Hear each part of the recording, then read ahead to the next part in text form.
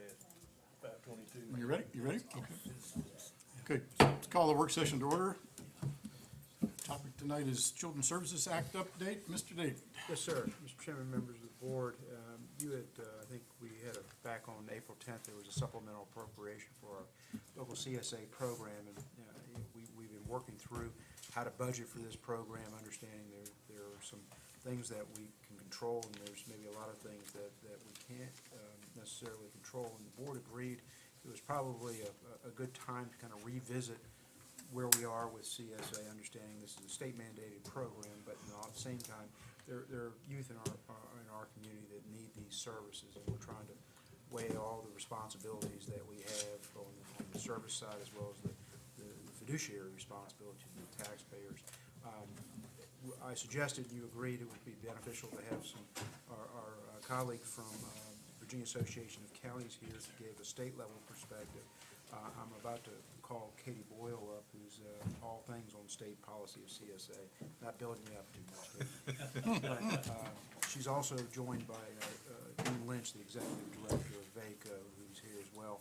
They're gonna roll through a presentation, and following that, Alicia, I think she's got a whole cast of folks with her involved with CSA. Brought her own army. To go through. I think the information that Alicia's put together will be very informative. It's a big data dump, and so the idea is to really get you all with some up-to-date information, probably raise more questions than we can respond to within the allotted time. So certainly we can revisit any part of this in the future. The last part of it is Katie also oversees for VACO the budget process and the state budget. She has hot off the press from last night the budget that was introduced in the Senate, and if we can, Mr. Chairman, carve out a little time at the end, she will give you a quick update of the state budget. Where We have a passing interest in that subject. So with that, I'll invite Dean, I guess, come up and lead us off. Mr. Chairman, board members, Mr. David, thank you all for the invite to be here tonight. VACO always welcomes to come out to counties and provide any kind of intelligence or experience that we have in working with all these programs at the state level. I've been involved with CSA, gosh, since 1992. I think it was the inception of CSA in rural Southwest Virginia, a small county out there. And no matter how long I've been in this business, it seems like the problems are circular. They just kind of keep coming back around. And the number one constant is always there's not enough money in the program. So Katie Boyle, Katie's with our VACO team. Katie's been following CSA for the last 2 years. Kind of took over me looking at that on a daily basis, and has really been involved in a lot of the meetings with the State Executive Council. And really has a good statewide perspective of where it's at right now, and is also following the budget piece, which is, as you know, is huge with us right now. So I'm going to turn it over to Katie, but thank you all for letting us be here and letting you attend your work session. Thank you. Well, thank you again for having us.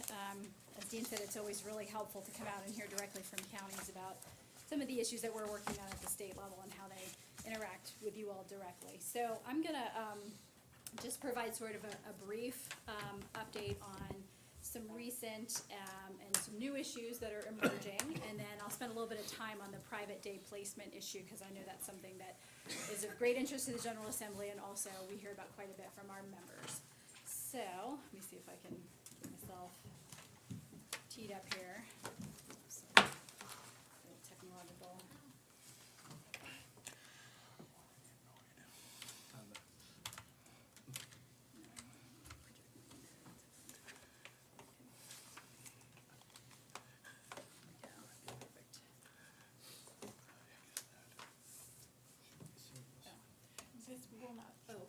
Okay, great. I mean, that's nothing secret, but, and I'm happy to take questions as we go along. I'll defer to you, Mr. Chairman, about how you'd like to handle that, or we could talk a little bit at the end. Okay. We'll probably do a little bit of all of that. It's our style is that we tend to be pretty conversational. So. I think that's great. I would welcome that. So I'll just lead off a little bit with sort of a recent project for us. Last summer and fall on an audit policy. And this emerged when the Office of Children's Services decided to put an audit policy in writing and formalize what had previously been kind of an ad hoc process that was sort of left to the discretion of the director about what to do when OCS auditors went out to jurisdictions and found issues. So they put a draft policy out in June, and we submitted public comments where there were a lot of concerns at that initial draft, that the language was pretty subjective. I felt that it was fairly punitive in what it allowed the state to claw back funds for, essentially paperwork mistakes. So we worked to delay the consideration at the State Executive Council. It was originally going to be voted on in September. We were able to secure a delay and work some more with our county and local government representatives on the SEC and some interested stakeholder groups, kind of partner organizations, and get some concessions and make what I believe to be a little bit more fair process. So that policy was adopted in December, and so audits this year are being conducted under these new formalized rules. So this is something that we'd like to keep in touch with, your staff and other OCS local CSA offices about, and sort of see what the experience is like moving forward on that. Has there been a lot of clawback from the state on the old policy? I think there were a couple of jurisdictions that had very large clawbacks. I think there was a case in Pennsylvania County where there was quite a bit that actually had to be sort of appealed and dealt with at the SEC level. I think by and large, most of the mistakes are fairly minor. And one of the things that we were trying to do was differentiate in the policy between sort of a one-off mistake, a document not signed here or there, and a systemic problem. And so that's a concession that they sort of agreed to kind of take a percentage in accordance with the percentage of files that had errors, that kind of thing.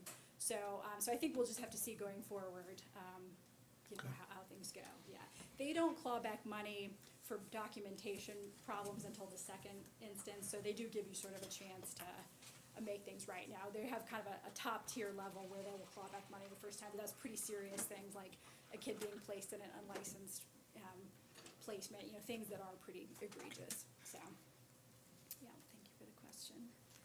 Okay, so moving on a little bit, this is distilling months and months of work into one slide, but I just wanted to kind of mention it because this is something that will be changing again in the next year. And this has to do with the placement of children in residential treatment facilities through Medicaid. And in 2016, the state Medicaid agency decided to put forward a new process by which those placements would be made.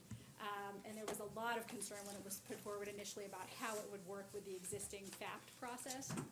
They were hoping that many jurisdictions would sort of contract to serve in this role under the auspices of the state's behavioral health administrator, which is a company called Magellan. I think there was a lot of reluctance to do that because I wasn't exactly sure what people were signing on to. So you ended up with in many cases, with sort of parallel processes, and so we were able to secure ultimately a delay. This was supposed to take effect in December of 2016. We were able to get it delayed till the beginning of the next fiscal year so that some of these things could be worked out. I think your staff might agree. I know I've heard from many jurisdictions that even with that delay, the rollout has been a little bit rocky. I think Magellan has been willing to work with local CSA offices and try to improve things, but I think it was a bit of a challenge. And I bring it up because next year in 2019, these services will be carved into full managed care. The Medallion 4 program that already includes most Medicaid recipients and most services will now have residential placement. And so the challenge there that there will be 6 companies, insurers, that will be working with Medicaid recipients. And so when you have issues, it's going to be 6 calls potentially to make, or 6 companies to work with rather than 1. So this is something that we'll really have to work carefully with implementing going forward. For all the people currently in private placement, would they then shift to Medicaid? Well, this sort of population is kids who are on Medicaid already. Okay. And so it wouldn't change their eligibility, but it will change sort of how their services are kind of managed and approved for placements, if that makes sense. Are the insurance companies going to have a role in that approval process, or what's? Well, I think that's a little bit, so right now, the way Magellan oversees it is they have a team that makes the decision about medical necessity for the placement. And so one of their big pushes in this new process was to make sure the physician signed the certificate of need on the placement. And so if you didn't have, your local team didn't have a physician or couldn't contract with one, Magellan would find you one. And so and then that decision is reviewed by Magellan's medical director. Now, I'm told that Magellan has pretty much ratified the decisions that were made locally. But they did sort of want some more frequent checkups on these placements. You know, I think there is certainly kind of a humanitarian reason not to have kids in residential care longer than they need to be, because that's a very high-level intervention. It can be sort of re-traumatizing for kids. And so there was a renewed emphasis on making sure that those placements were really carefully reviewed for necessity and duration. So What hopefully that- percentage of those in private placement are being covered by Medicare? Do you have any sense of that? You have Medicaid? I don't know. I'd have Okay. to get back to you on that. I'm Okay, not sure, that's fine. yeah. I think this is smaller than it used to be, but yeah, I'd have to get back to you on the exact numbers. Okay, so just to talk about some issues that are kind of newly popping up, utilization management is an issue that was brought up at the State Executive Council in March, actually as a result of the OCS staff reporting on some of the initial audits that they had done. And I think some of those auditors felt that some localities were not doing as active a job as they could have in utilization management. And so that can be sort of individual review of cases where their kids are getting the services they need, as well as kind of an aggregate look at services that are available in your community and strengths and weaknesses and that sort of thing. And so your FAPT and your CPMT have a role in that. And so as a result of that discussion, a work group has been put together, and the goal is to sort of find some localities that are doing things well and try to share some best practices. So we've been invited to participate in that, and so that kicks off on June 1st. So that'll be something that we will be engaged in working with our local government representatives on the SEC.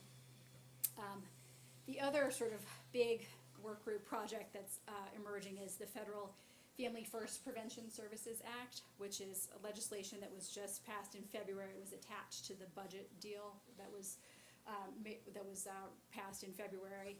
Although this legislation had been discussed for several years in Congress, and it kind of hitched a ride on a must-pass bill. So this makes pretty significant changes to federal foster care funds, and so that has a connection with CSA. So the State Department of Social Services and the State OCS office are jointly leading a pretty large work group that is going to kick off June 19th. So we've been invited to be part of that as well. But this is a pretty major issue, and so we're going to need to be drawing on the local expertise of people who actually implement these programs and pay these bills. Can you summarize for us what you expect the impact of that to be, or Sure. characterize what it's trying to Sure, accomplish? yeah, good question. And so we actually had an article in County Connections on Friday that goes into a little bit more detail about it. But in general, the trend in child welfare is to put more money into prevention and try to avoid having to remove kids from their homes. And so in the past, 4E funding at the federal level could only be used for maintenance when kids were actually removed from their homes and placed in foster care. And so what this legislation does is it expands the entitlement to prevention services effective in 2019. So that's a new pot of money that can be used for prevention services. Now, they want them to be evidence-based, so that's something that the state will have to Some of the counseling work out. costs and things like that could be used. Yeah, I think the state will have to be showing that these services are effective, and so that's something probably this work group will have to figure out a way to document that things are effective based on evidence. But yes, counseling, I think the goal is services that can help a family remain together and keep kids safe at home. How are the federal funds allocated to this? It's a reimbursement to what the state pays, so it's Okay. matching funds, yeah.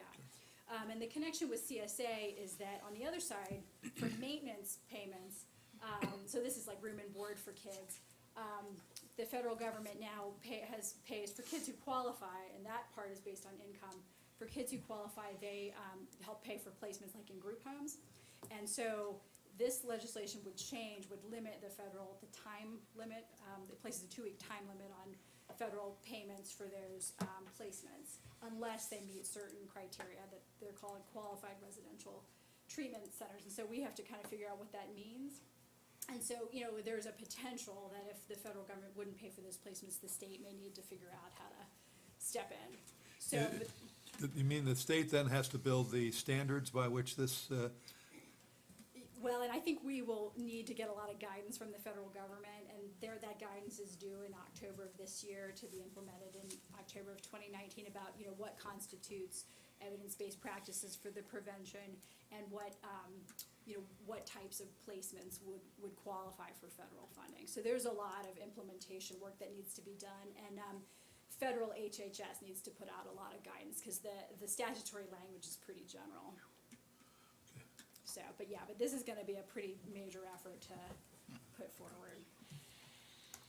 Okay, so I will spend a little bit of time on private day placements, because I know that's an issue of interest, and I will just say that, this is an issue the legislature has been grappling with for several years.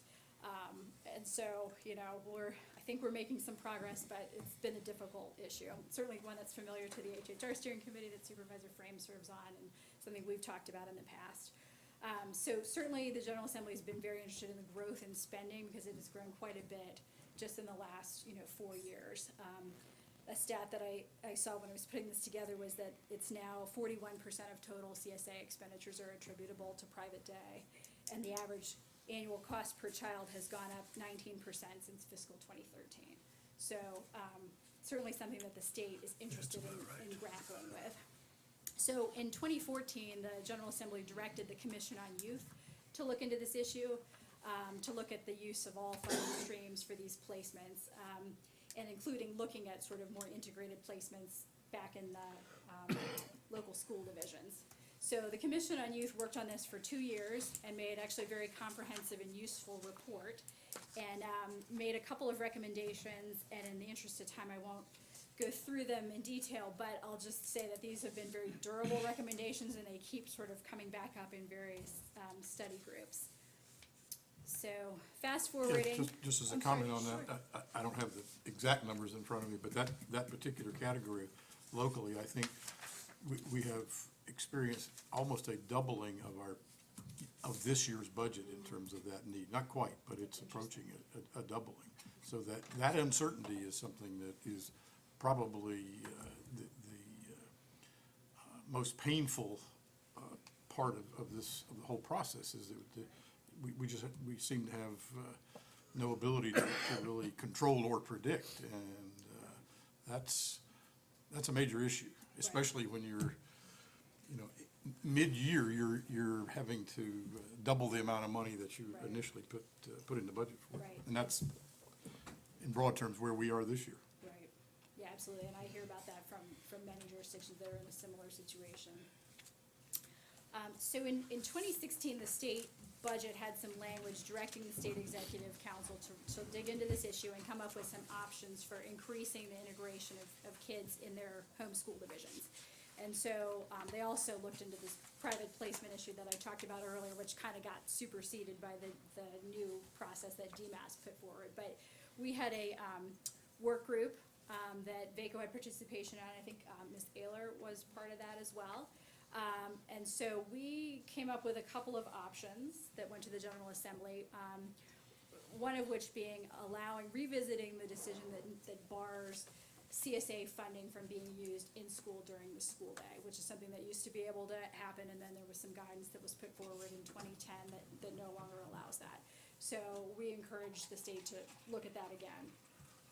Another suggestion was looking at some demonstration grants for localities if they weren't willing to go the whole hog and look at CSA funding in general, maybe coming up with some pilot projects to see if kids with high-level needs could be served in their homeschool divisions. The third item was very controversial, which was carving out the day placement money from the CSA pool of funds and transferring it over to the State Department of Education. And I think the state was pushing that pretty hard. I think to speak to the issue of aligning who makes decisions about placements with who has funding responsibility. So in a way, it makes a lot of sense.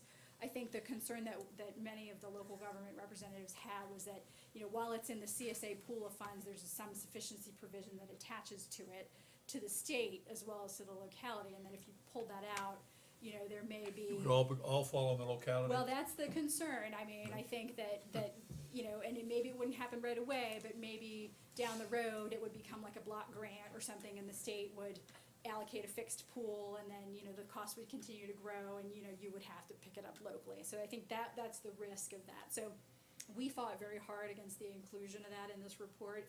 We even had a vote at the SEC level about stripping that language out, which we lost. But anyway, we kicked up a bit of a ruckus about that. And then the last recommendation of the list that I included here was coming up with a set of outcome measures to sort of see what you're getting for your dollars in these placements. You know, how are the kids doing? How are the kids progressing? So fast forwarding to the 2017 General Assembly session, after that report came out, we worked with some patrons to put some budget amendments in to try to make there's a bit of money that is allowed to be used for special ed kids in CSA that can support them outside of the school day, but can help maintain them in their home and in their home school division. It's called Special Ed Wraparound Funds, and it's the only part of CSA that's capped.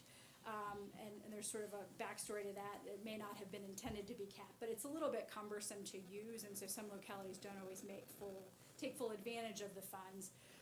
And so we tried to, A, remove the cap, and B, to try to make it a little bit more fair in that the match rate now is at the base rate rather than the incentive community match rate, which would be lower for the locality. And so we tried to argue that, hey, these are services provided in the community and there ought to be a lower match rate. So weren't successful, but it's always an opportunity to educate members by putting this forward. So there was also language that we did not put in both the House and Senate budgets dealing with this issue of the carving out the funds and trying to transfer them. And so the House language in 2017 was very prescriptive, and it was like, hey, find a way to carve this money out and transfer it, like, go do it. The Senate language was a little bit more holistic about, you know, finding a better way, including maybe transferring the funding. So we tried to nudge the language a little bit more towards the Senate direction.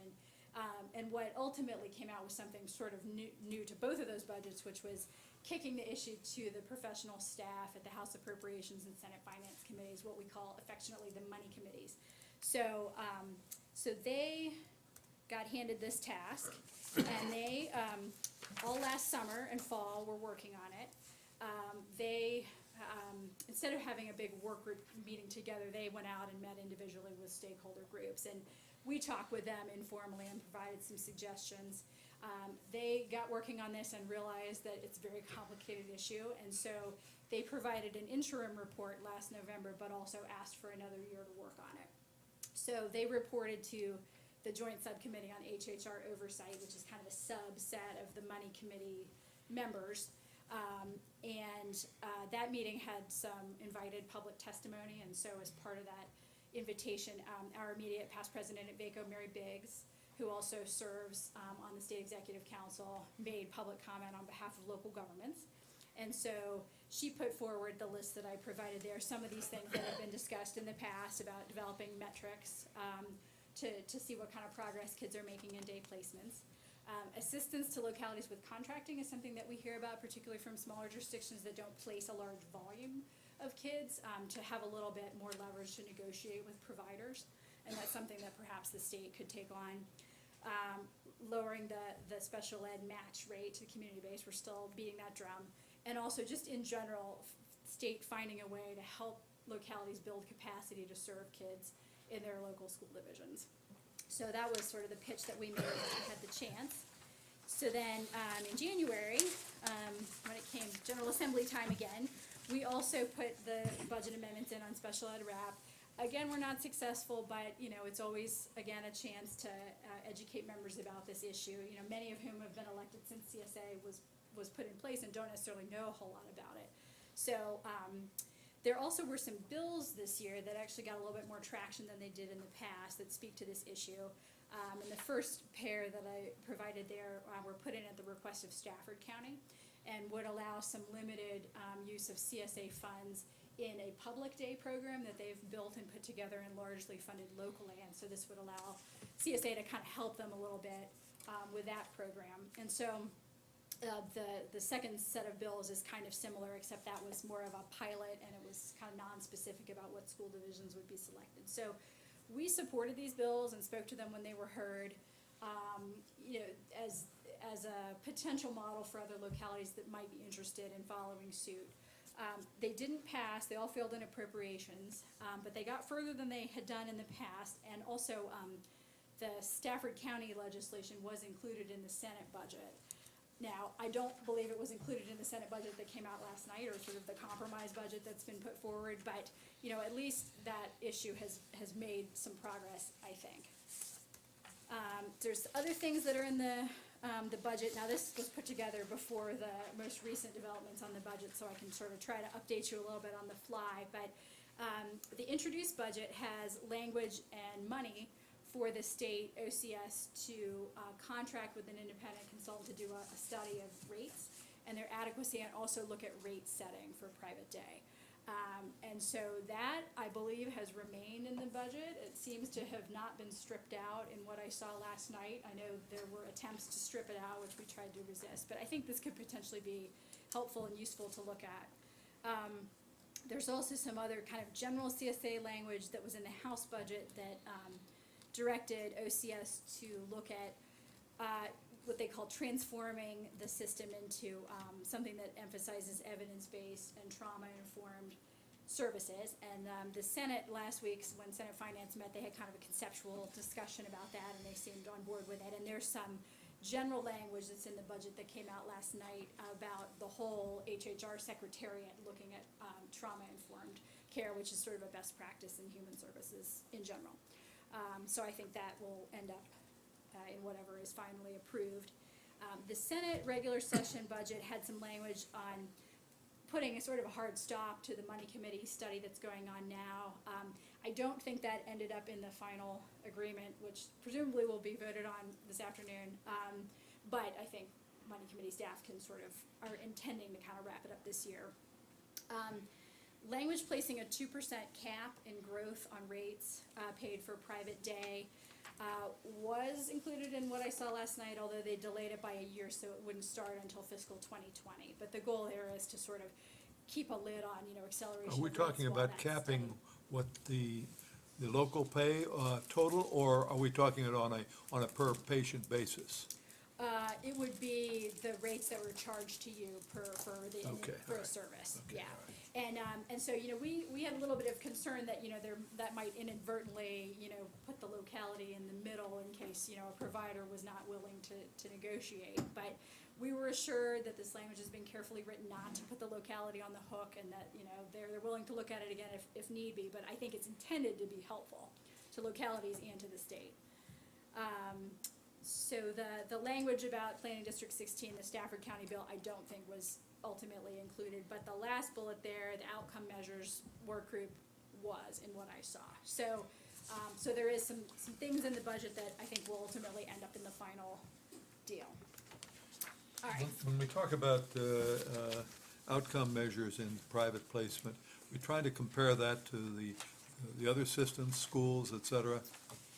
There was a lot of discussion about what would be in the 2016 work group about what would be fair measures, because some kids, who have really high level needs, maybe your standards of learning test is not really a fair apples to apples comparison with kids who may, have lower level needs but are in public schools. So I think it's sort of open, and it will be DOE and some experts in the field that would come up with what those would be. But I think perhaps, behavior management may be some of it. I mean, you have a lot of parents who say, I want it in private placement. And the point is, if you've got, and sometimes, they go to court and do a whole bunch of things. And if we've got a good basis for saying that the school system or other means of doing it are achieving the same goals, that would seem as a basis to say, hey, we don't need to spend that extra money. Yes, I know there has been some discussion. I know you have some experts in the field in the room, so they can maybe comment a little more specifically. But I know there's been some interest in looking at metrics and goals for coming back from a placement. To kind of get the kids stabilized and making some progress, and then an agreement with parents and an IEP process about what goals would need to be met in order to come back. So yeah, I think that's. The study group that's supposed to wrap up by the end of the year, Are there any preliminary recommendations or anything coming out of that work yet? They didn't really tip their hands when they reported in November. You know, I think they heard a lot of recommendations from us and some other groups, and so, you know, I think we'll have to see what they put forward, but, so, okay, and so my last slide, I'm sorry to take so much time, but I just wanted to make you aware that there's kind of a parallel process underway with the Department of Education to look at the regional tuition reimbursement program, which is a program that supports regional special education programs and was started to be put in place in the 70s, and the goal was to help school divisions collaborate regionally to serve kids with, at the time, sort of low incidence disabilities like autism and things like that. And so I think the plan was to help with startup costs and capital, things like that. Now there are 11 programs, and they serve about half of the school divisions participate. And so if you participate, you get an additional support from the state to fund those programs.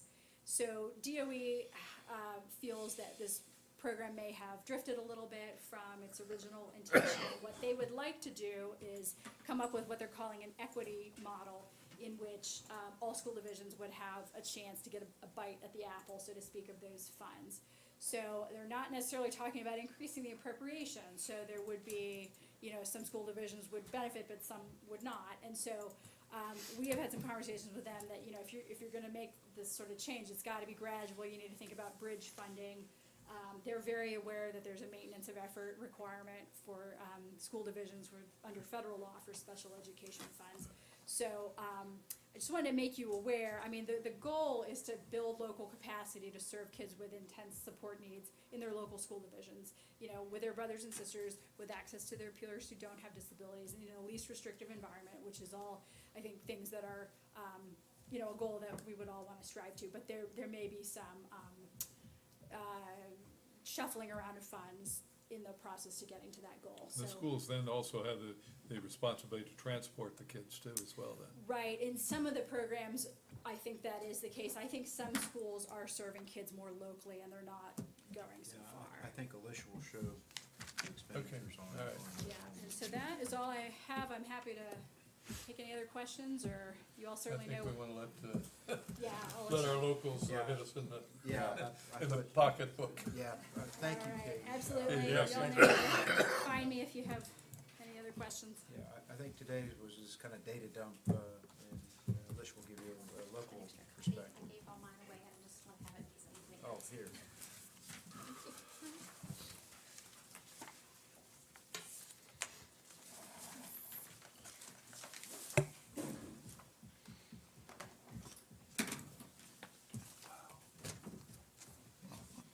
In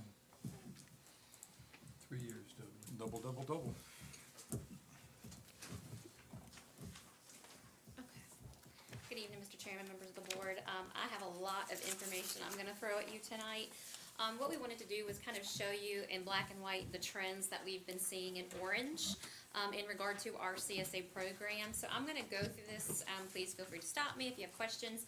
Before I do start, I do want to introduce some people in the room. These are members of our CPMT, which help make the decisions and approve the fiscal expenditures and everything. So we have Susan Ayler, who is our school representative. We have Mark Moore, who is our DJJ rep. Crystal, she is our DSS rep, and Lynn Bly is our Community Services Board rep. So just have them here in case you guys have questions specific to their organizations. So the first slide I have is it's not coming up on my side, there we go, is our fiscal year budget comparison. We went back to FY 2015 to show you guys the increase that we have seen. We went from a budget of 1.8 to this year we're sitting at 3.5 with our estimated expenditures. Is it not moving? No, sorry. I hit from beginning, it didn't move. Sorry, I think I broke it. And roughly what's the county's percentage of these? It depends on which program. And I understand, but I'm just put the looking at numbers in overall, this is the overall expenditure. What's overall. roughly the county's? Glenda, I will defer to you on that. Roughly for a match rate is roughly roughly 60-40, roughly overall. Well, with the, reduction that the state takes for Medicaid, it really comes down closer to 50-50. Roughly 50%.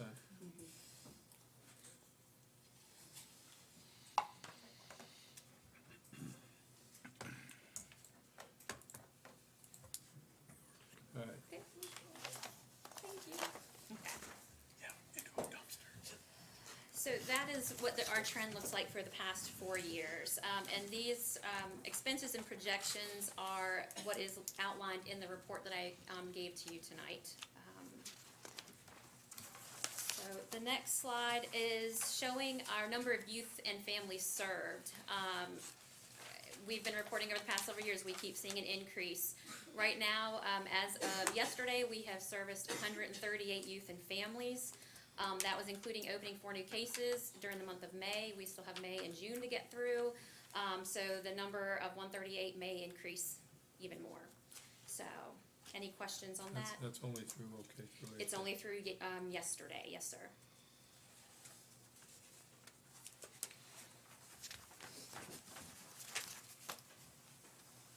I've often wondered of those cases, are there cases, what percentage of those cases are carrying over year after year after year? I've never quite tracked new cases versus ones that are bridging fiscal years. I think we could probably get you a rough number. I can give you a number because I've often thought about that, but have not taken the time. Well, to I'm look not, at it, but I'm not gonna turn on a big work effort, but I've often wondered the difference between new and repeat essentially, or carryover. And we have, right, we do have cases that carry over, so. yes, we do. Okay, the next budget, is a fiscal year comparison by our county budget line. So we break our budget down. The report that we give you each month, is reflective of that. And this shows the increase, over the past 4 years in each, category. Special ed, private day placements, obviously is, our driving force right now. Foster care services are next, and our community-based services are our third highest driving expense. The good thing about community-based services is obviously we keep the kids in our community. They're learning to live here with their peers and doing things they need to do. And on the financial side of it, it is better because we have a different match rate. We get more of a reimbursement from the state. So we want to keep our kids here just to keep them here, but also we have that incentive. And you can see our special ed wrap services and our non-mandated money is very little compared to the rest of our budget. The next slide is our Orange County Public School students with disabilities. We wanted to show you the increase that we have seen over the past several years of the number of students. The school gets a report, every report to the state. You report to the state every December 1st, and these are the numbers. So obviously we don't have 2018 yet because December's not here, but you can just see the increase each year over the past 4 to 5 years. And what's the least that qualifies as a disability?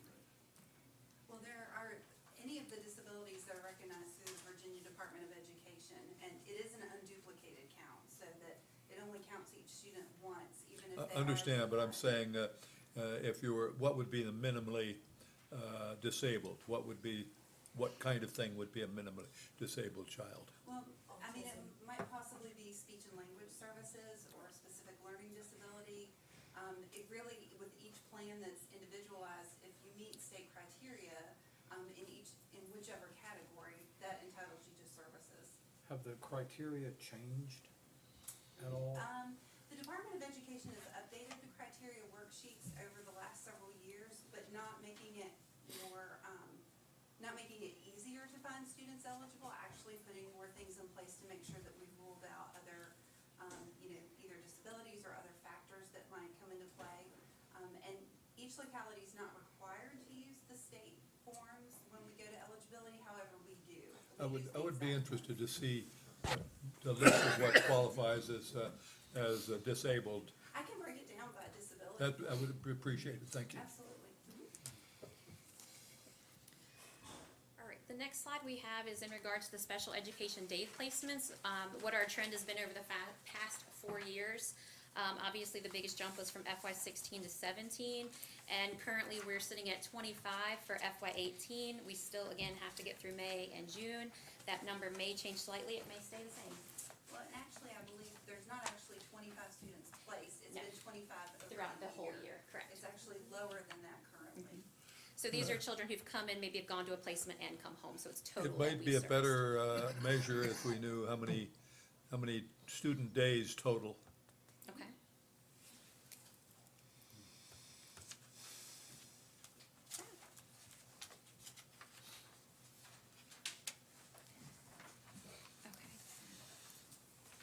The next slide is our private day placement costs. We wanted to show you the possible increases. The one on the left is FY 17, the one on the right is FY 18. So you can see there's been a slight increase in costs for some of our placement locations. VIA, which is the first one on the left, is in Charlottesville. Very great school, we like to use them. But you can see that each, from last fiscal year to this fiscal year, the price did change. And so we do face that with a lot of our placements each year. You can see that 2 of them did not change this past fiscal year. So it's a toss-up on which one's gonna do what. So which one, I mean, it would seem obvious just looking at this graph, we sent them all to Elk Hill. Obviously there's, No, it's based on the child's needs, okay, And their their disability. disability. so some of them have to go to the more expensive ones. Correct. For example, Virginia Institute of Autism only services students with autism. Now, just because that is your disability doesn't mean you have to go there. It's based on whatever the needs the child actually has, but they Okay, all right. only work with those students. Okay. And just some school information, our positive impacts. Susan has reported that 4 students have recently been removed from their day placements through their IEP. They created the IEP, Individualized Education Plan. okay. Sorry, we use these acronyms a lot, and I forget that not everybody else knows what they are, sorry. Over the past couple years, they've created an elementary program that right now is serving 8 students. Otherwise, these students may have been in a day placement. The savings is about $475,000 that CSA may have been responsible for if we weren't able to keep them in our community. The next one is about the high school and middle school program. Again, $626,000 per year that they're saving by keeping the kids in our community. And then they have recently, this past year, created a K through 5 self-contained autism program that's currently serving 3 students, and again at a cost of about $223,000 per year.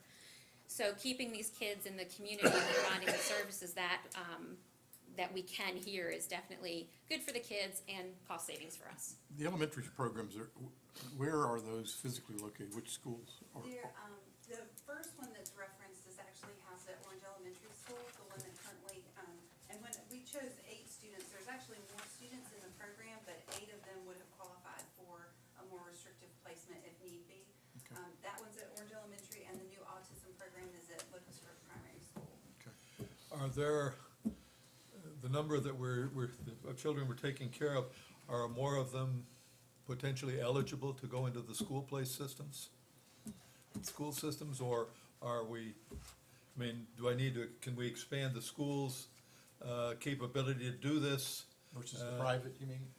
versus private? Yeah, I mean, that seems to, I mean, we made that decision a few years ago to expand, and I'm just wondering, is this time to consider that again? Quite possibly, I will say the number of students needing that higher level of service is certainly growing, and it's not just our locality, it's across the state. Understand?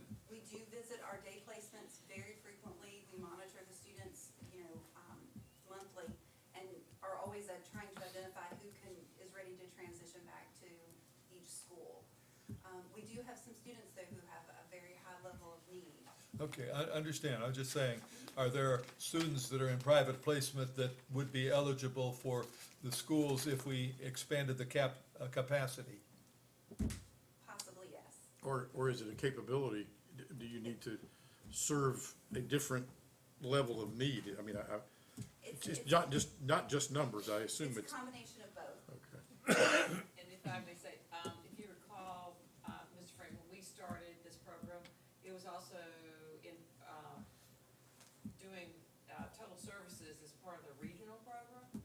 And, we had joined in the regional program so that the class was here. Some of the additional services were provided through the regional program.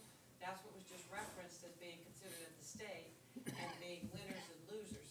So right now, we're on the winner side because we can work with a region to expand our opportunities for services and keep the students here. We need to watch the changes that might occur at the state because that might be it might impact us. Well, it sounds to me like this is something we need to look at in more detail in the future to see whether or not there's an opportunity to make any of those shifts. And Okay. speaking to that too, one of the other issues, and you can see it under challenges, is that they work very hard to keep their students in the community. However, we are having kids that move into our locality that already have an IEP day placement in place. And we're stuck And with unless it. the parents agree to make that change, even if they can provide services here, if the parents do not agree to that change, they stay in their day placement. And do we have to transport them then And for we the? have to transport them and we have to do everything that comes with that. What's the origin of the policies there? I mean, is that a state Federal law. or federal? Okay. That's under IDEA, along with Virginia regulations. For example, IDEA is the federal law, but Virginia has a regulation regarding parental consent. Yeah, come on now. Virginia has a. Unfortunately, I can tell now, we're gonna have, this is gonna end up being multiple work session topic, but I think we knew that going in, so. Virginia has a regulation that's part of the regulations we have to follow regarding parental consent, and that is that we cannot change a student's IEP to either increase or decrease student services without their consent and saying yes, they agree, or no, they don't. Do we have a real problem with parents not agreeing to do that? I would say no. Okay, I don't, there's always a couple of parents who are stronger advocates for their children, but I feel like we do a really good job of building relationships with families so that when they come into us, we can talk about, we can show them the services that we offer. And there's certainly been a number that have come into us with day placements where we've been able to say, we can serve them here in our school division, and the parents have agreed. okay. All right. Yeah, I mean, the local aspect, it seems to me, is an advantage that shouldn't be In terms ignored. of transportation, in terms of costs, everything. Correct, because also you can see that the schools are paying about $150,000 per year in transportation, and while that's not reflective in our CSA budget, it's reflective in the school budget, which is still, again, the county's responsibility. Yeah, okay, So, all right. and then the locations that we transport children to, Charlottesville, Zion Crossroads, and Culpeper aren't very far, but if you get on the other side of Stafford and Fredericksburg, you know, it's a haul. Do we have any sense where our student demand is proportionally larger or smaller than other counties around us? Do you mean as far as students in day placements or the rising Or costs? for all services? I mean, are we is our distribution similar to what other counties have? Or are we, do we have more or less, or fewer? I think our distribution is similar to other counties. We certainly fall under the state average. Okay, all right. It's typically about 11 to 12% of students in your locality are students with a disability, and we fall Yeah, between 10 and 11. that's about what our numbers are, they're in the 10-11%. That's why I was just looking to see whether, all right, We do good, have a couple localities around us that are much higher than us, but okay, thank you. I have one question. On the savings that you're showing there, would that be incremental to what we're looking at for total cost? do you mean as far compared as to what- funding a program? No, well, I'm doing this for Alicia, for what you're showing there, like the 475 we're saving, the 626, based on where we were 5 years ago. If we weren't doing that, would that mean instead of us doing this, then we're up We here? would've been higher, Okay, correct. that was what I was Yes. thinking, so. So we made That's some why good we're good decisions. Very Yeah. thankful for the programs that they have started. Well, I mean, it makes it more obvious that the problem that we have on some levels is much more severe than We're- what we're it seeing a- actually We're seeing shows kids financially. with complicated issues that we're facing with them, so. And it's not just the children, it's the families too. It's the family structure that we need to work on too, because we can't bring a child home back to a house that the parents are abusing drugs and stuff like that. It just doesn't make sense, so.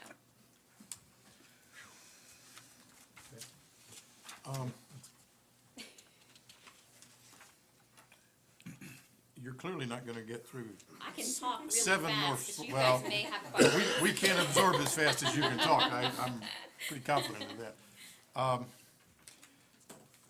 Maybe I mean, you're about to move into foster care and some other topics. Maybe we should spend another 3 or 4 minutes talking about the school and stop our work session at that topic, because Okay. I'm a little afraid to get off into the others. I think Lee raised a good point that at some point we should have a discussion about what else can we do? I mean, it seems to me the advantage. I'm not sure here, this is the venue. I suspect that maybe a couple of us ought to sit down and, around a table and work that. Yeah, I think, well, that's fine, however we do, I think what the board needs to understand is, I know you guys Option- are I pointing agree at me. completely. Well- Absolutely. but we need to understand what the options are. I mean, how can Well- we make a difference? Well, and that's really, you know, as far as I'm concerned, there's only two things we should be concentrating on. How can we cajole the state into doing things better and giving us more options, and then how can we best use those options? Because sitting around moaning about things that we can't change doesn't do any good. Right. And, you know, I just, But the school piece of this is a piece that I think we do have Well, that's what some we, path at least right, to yeah, change. absolutely. I don't I know think how. that'd be a good thing to concentrate we on. made that change a number of years ago. And we've got some numbers there to say that it's helping. But we got a program that is just run off the tracks. From a And, financial and standpoint, until, absolutely. until this, well, it's run off the tracks, period. You've got a situation where the government's put certain restrictions in place, certain regulations, and I feel quite certain you've got private providers who are exploiting that. Sure. I mean, if the state And came they're up with a working new up- regulation that said all copiers owned by local government have to be inspected once a year by a certified technician, I guarantee you the cost of copier maintenance would go through the roof. Sure. So we've just got a really bad, and you know, at the beginning of this, somebody said there's not enough money in the program. Well, the problem is there's too much money in the program. And the state needs to figure out how to bring that down and get it more real, not just throw more money at it, whether it's state or local or federal. Mr. Chairman, if I might make a suggestion, I think one of the things, at least my observation, and I think the foster care information, which is like part two, there really is a lack of competition. We're a rural locality, and there are good providers out there, but they're not driven to any cost efficiency. The year-over price increase, we have to pay the freight. We can't competitively negotiate these in a regional consortium, which was one of the ideas I think came up about a year ago. Might make a suggestion, given the little bit of time we have left, is I understand the board had indicated by pointing fingers to Mr. Frame and Mr. White to maybe work on with Susan. I like half of that. To understand the school piece, and then we can come back at a work session, in a month or two, and talk about. I'm willing to do What- that. and then I mean, this is also- consistent with what I do with VACO boards. Right, but then the other piece is to hear about the foster care, because I think it's really important to understand that that's a cost driver because of placements to foster care. There are not enough foster homes, and then they go to a higher a therapeutic foster care, which costs us more average per day when the child is eligible really just to be in foster care, and I think that's a piece that's real important for you all to hear. Well, I think that appears to be, and we can talk about it a little bit more, but be prepared for the possibility that there's a committee of the board that's gonna wanna spend some time with you and dig a couple of more layers into this and better understand. And Mark is right, I mean, we need to really understand what the options are, and now's the time to do it before we get back in throes of another budget discussion and those kind of things, so. If we could just flip to the last page and touch on that really quick, because some of the things we're talking about is outlined in that. Sure. Our vision of opportunities for greater impact, are more local services. That includes local foster families. We need that foster family, the basic level, because again, if we have kids who need that basic level and we don't have that home available, they're gonna go to the next step up, whether they need it or not, and then we're paying more money. We need help recruiting and retaining foster parents, here in our county. We need service providers. One that was thrown out was a child psychiatrist. You guys know there's a substance abuse issue. So substance use counseling, mental health providers, mentors, both for our parents and our youth. Again, if we're not helping the parents get through what they're working through, we're not helping the situation. Additional employment opportunities for youth and families. Access to resources for family living in rural areas. One of the things that's thrown out is transportation. We do have a great transportation system that runs from the towns, but it doesn't really go out in the county, so we're not really helping those out in the rural part of the county that need to get places. Incentives to attract providers. One thing that we hear is affordable office space. We have some providers that have wanted to come. We have some providers that have recently moved in. They're already full. We have a hard time getting our kids in with them. They're great providers, but we just can't get in because they're already full. Affordable office space to attract these providers. And again, going back to the regional contracting for services, can we get with our localities around us and do an RFP for services so that we can lock into a reasonable rate and keep it that way? So those are just some of the things that we wanted to throw out to you guys that we are really looking at and asking for help with. Okay, all right, thank you very much. So we'll coordinate kind of this, a task group to Yeah, work on thank you. this, and then thank This is you a- all. This is a big buffet to deal with, so, Wait till you keep reading it. bear It gets with better. us. Thank you very much. I don't know what buffet is exactly. You want Yeah. to hear from Well, Kate? and just a final word, underlying all this are some children that have the deck stacked against them. Oh, absolutely, yeah. And so, number one is to help them get out of that situation. So it's not first and foremost about dollars and cents, it's about getting those kids back onto the path where they've got a chance in life. And then second, it should be about, the state needs to get its act together to allow localities to have some flexibility in how they go about this. Because one size doesn't fit all. And we need to be able to, I think we've got some innovative people here working for us, but they're really in a straitjacket. There's very little they can do. And I think this board, working with Baco and others, we just need a louder voice, to carry some of those messages and make them happen, so. Yeah. Thank you for your help so far. Katie, you want to, give us a little bit about the budget update? We're about out of time, but I'll squeeze this a little bit. I'll just be very, very brief and just tell you kind of give you a little bit of late breaking news. As you know, the House passed a budget in April. Last week, the Senate came back to start working on it. They didn't take votes. They kind of discussed some conceptual amendments. This afternoon, the full Senate was back. There was some speculation that there would be a procedural parliamentary move to sort of force the budget out of committee and onto the Senate floor to be voted on. So there was an announcement in media reports last night that there was an agreement between sort of the leadership in Senate Finance, or one of the co-chairs of Senate Finance and the chair of House Appropriations. So that document has been released. Now it's scheduled to be potentially worked on, sort of as we speak. So this is all kind of provisional information depending on what happens this afternoon.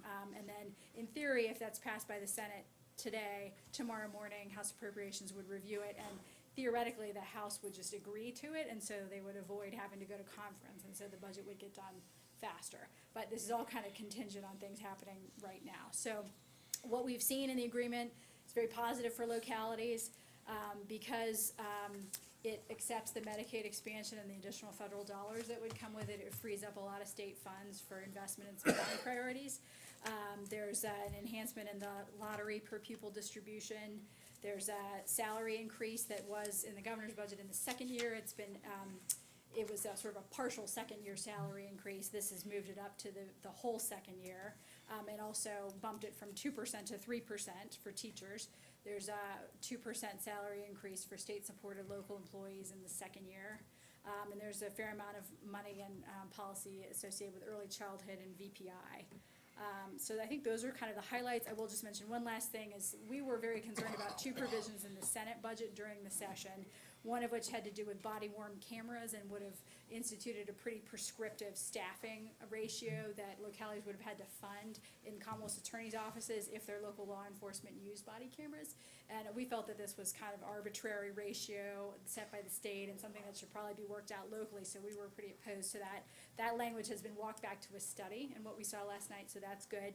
There also was some language in the Senate budget that would have diverted some money from the Communications Sales and Use Tax Trust Fund.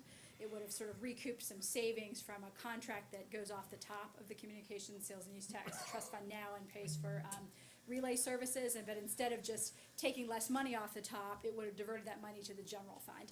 And we just thought that was a bridge that just could not be crossed because, you know, if you start taking money from that trust fund, which is local dollars, should be for localities, you know, there would be no end to it. So I did not see that in what was released last night, and so that's a relief. So we will be planning to put something out in the Capitol Contact, hopefully on Thursday, with some analysis of, you know, hopefully what actually gets passed and move forward. So I guess watch your email and we can provide a little bit more information, but that's kind of what we know for now. Okay. Wow. Thank you. Thank you. Talking fast. Yeah, nice job in a couple of minutes. Okay. We're gonna, in a few minutes, call our regular meeting to order, so anyone who wants to take this opportunity to not be part of that, you're welcome. Okay. Thank you. Appreciate your help. I'm ready, Jim. Okay, call the meeting to order. Please join me in the Pledge of Allegiance. I pledge allegiance to the flag of the United States of America and to the republic for which it stands, one nation, under God, indivisible, with liberty and justice for all.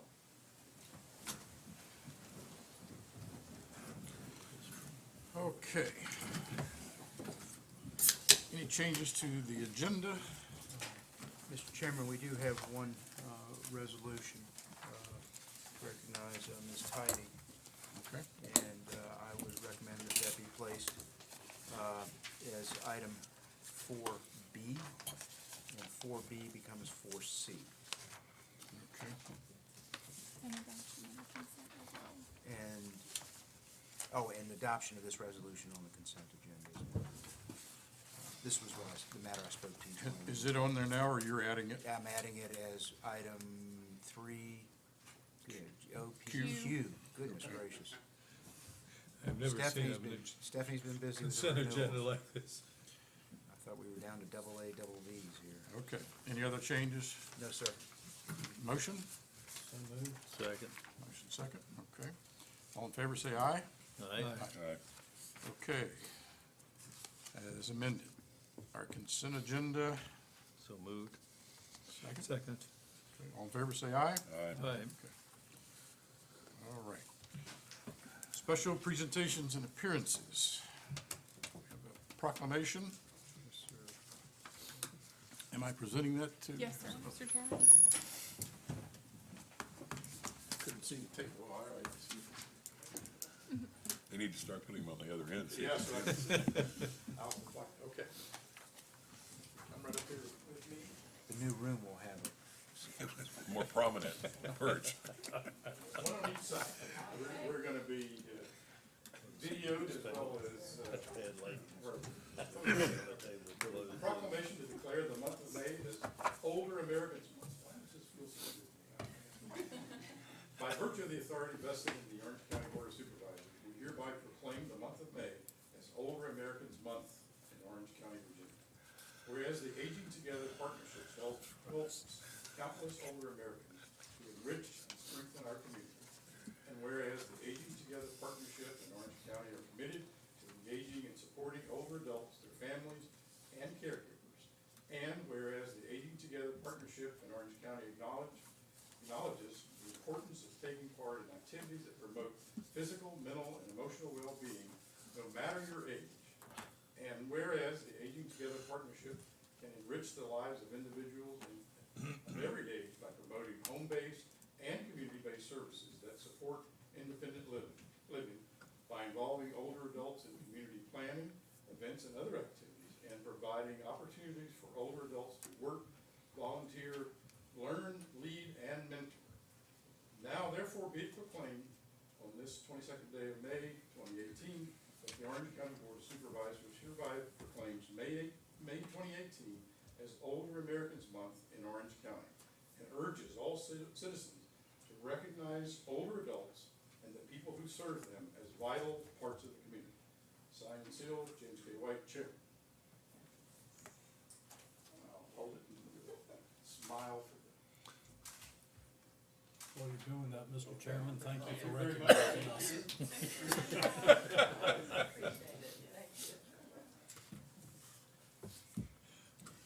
You could, next one is a resolution for Ms. Heidi.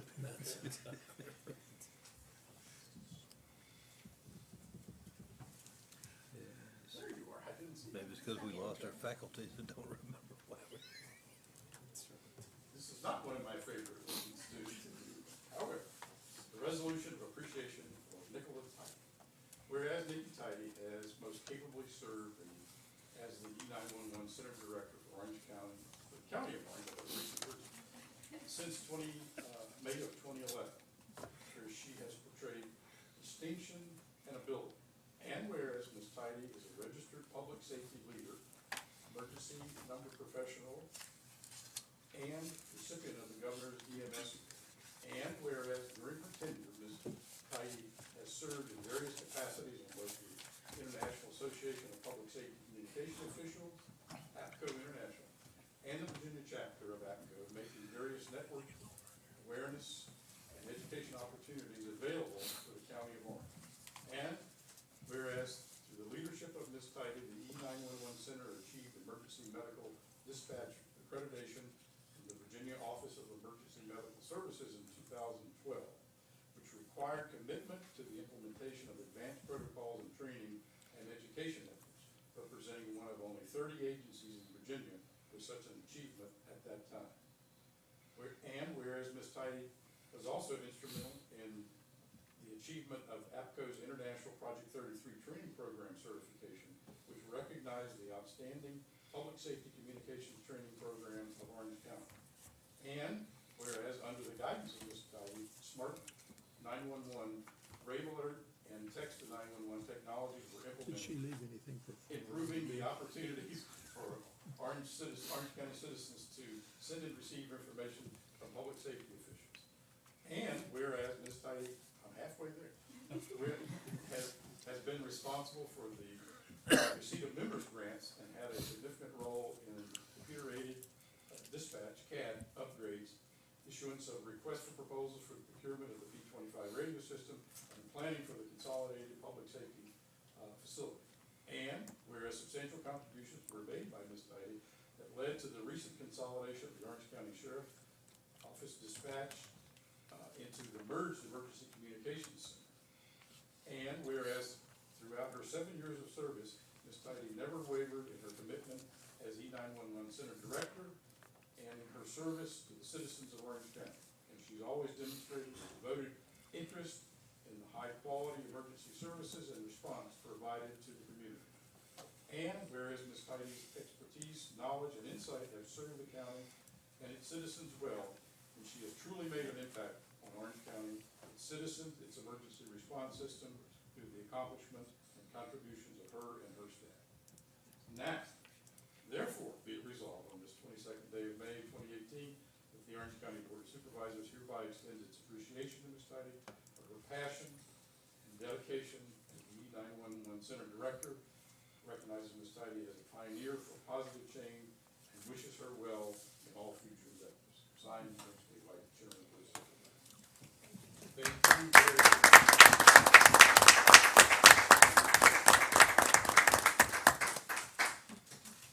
And that could have been a two-page, but I wouldn't allow it, so. Thank you. Mr. Chairman, if it's okay if I can address the Sure. board and address the audience? Sure. So it's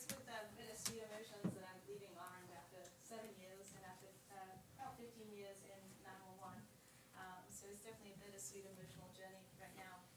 I remember my first board meeting was June 2011, and many of the faces that were there then are here now. And I came and said, I need money, and we need a new radio system. And through the combined support from the Board of Supervisors, from the Sheriff's Office, from the County of Fire and EMS, and I'd be remiss if I didn't thank my 911 staff. Pretty much everybody in this room here has had a hand in shaping the 911 center what it is today. It's not just me by any means of imagination. So I'd like to express my sincere and thankful appreciation from the board that you didn't send me running June 2011, and you kept on actually pushing me and making sure that if I was going to come ask you for things, that you made sure that my T's were crossed and my I's were dotted, and I appreciate you challenging me in that sense, that we had to know what we were asking for and had to know the whys and face the questions, which is exactly what we should be. So for me, I see that challenge as support. And then again, from the partnership between the Sheriff's Office, the career staff, and then my 911 staff, admin staff, finance, Josh, just planning and zoning, pretty much, like I said, pretty much across the whole county. Thank you very much, and I'm going to miss you guys. I never thought Orange would be home for 7 years, but it was, so thank you. Thank you. Thank you. Well done. Thank you.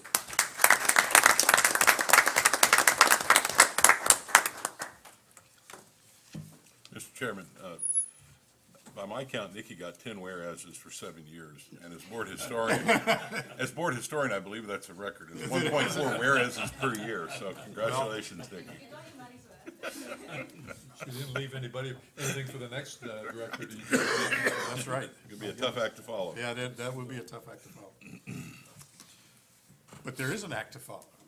And it's shifting gears, the proposed Healthy Watersheds Phase 3 pilot project for Orange County. This is, I guess, in part as a result of our involvement with the Rappahannock River Basin Commission. And so I don't know who's, Eldon, are you taking the lead or? As Eldon James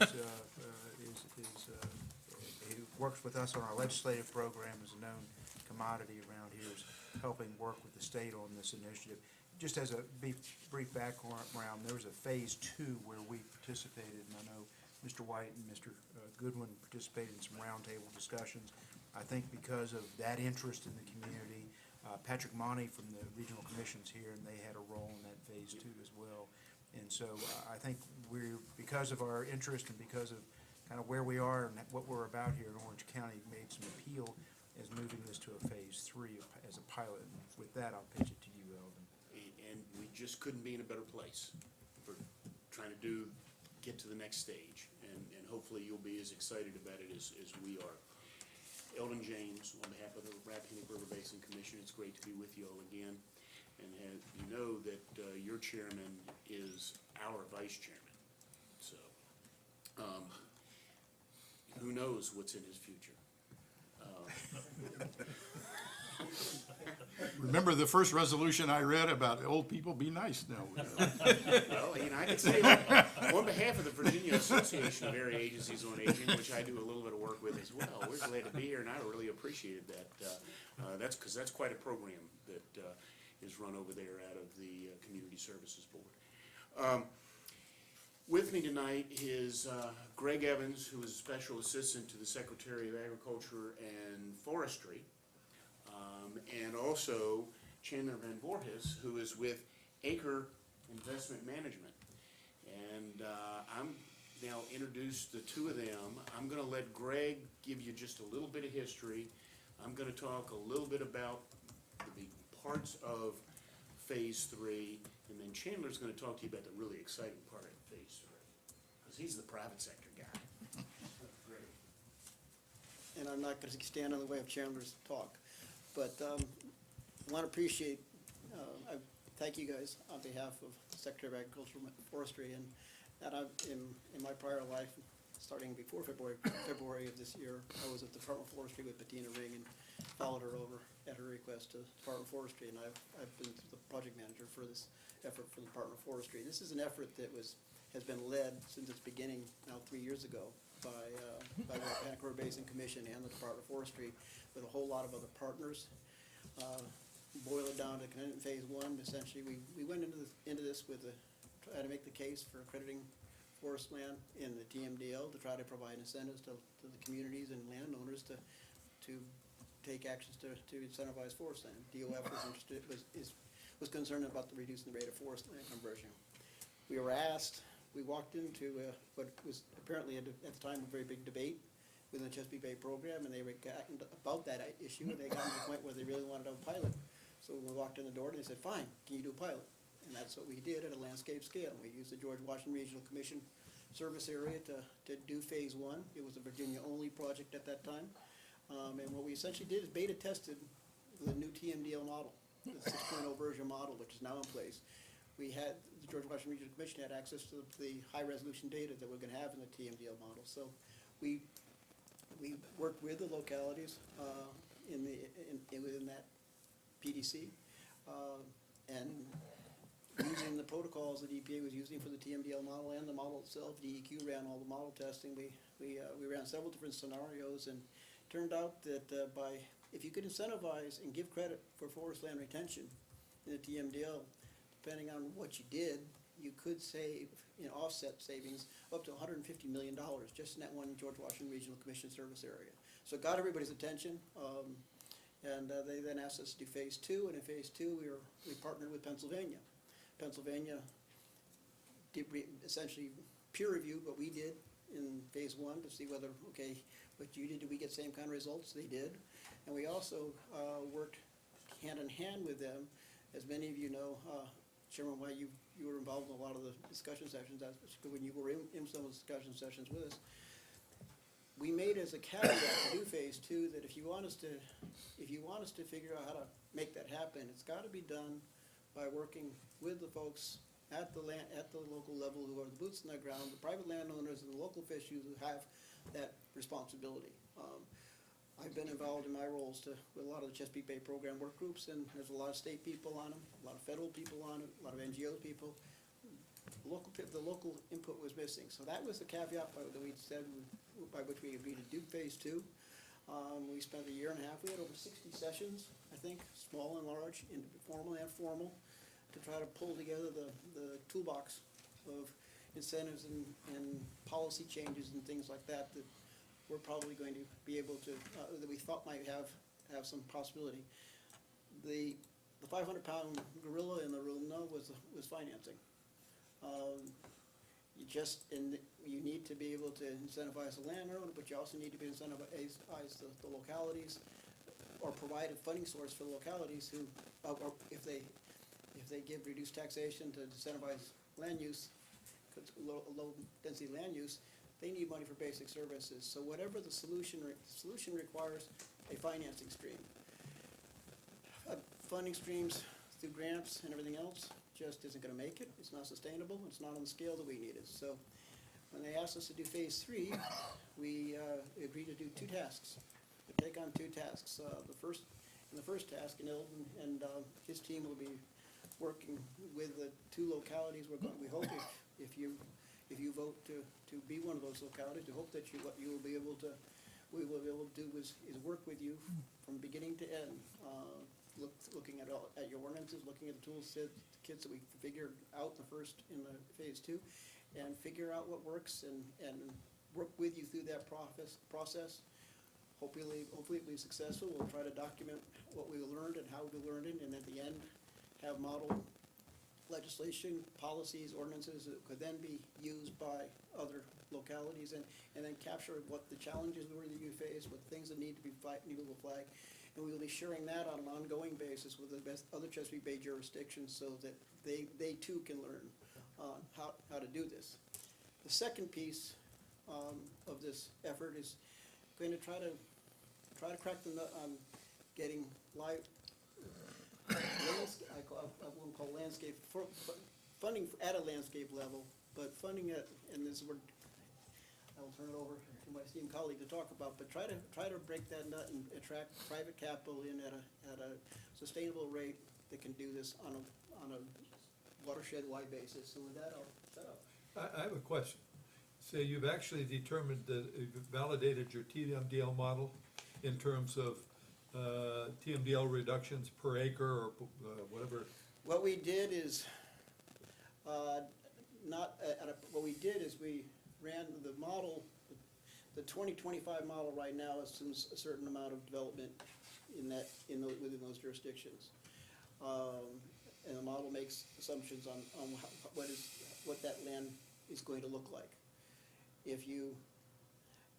When we looked at different options for that, where we actually didn't have development occur at the level that was expected to occur, but at a lesser level, you ended up, and instead retained in conserved land, all the forest or ag land and the like, what is the avoided cost to localities, and so that they don't, right now, they have to look at investing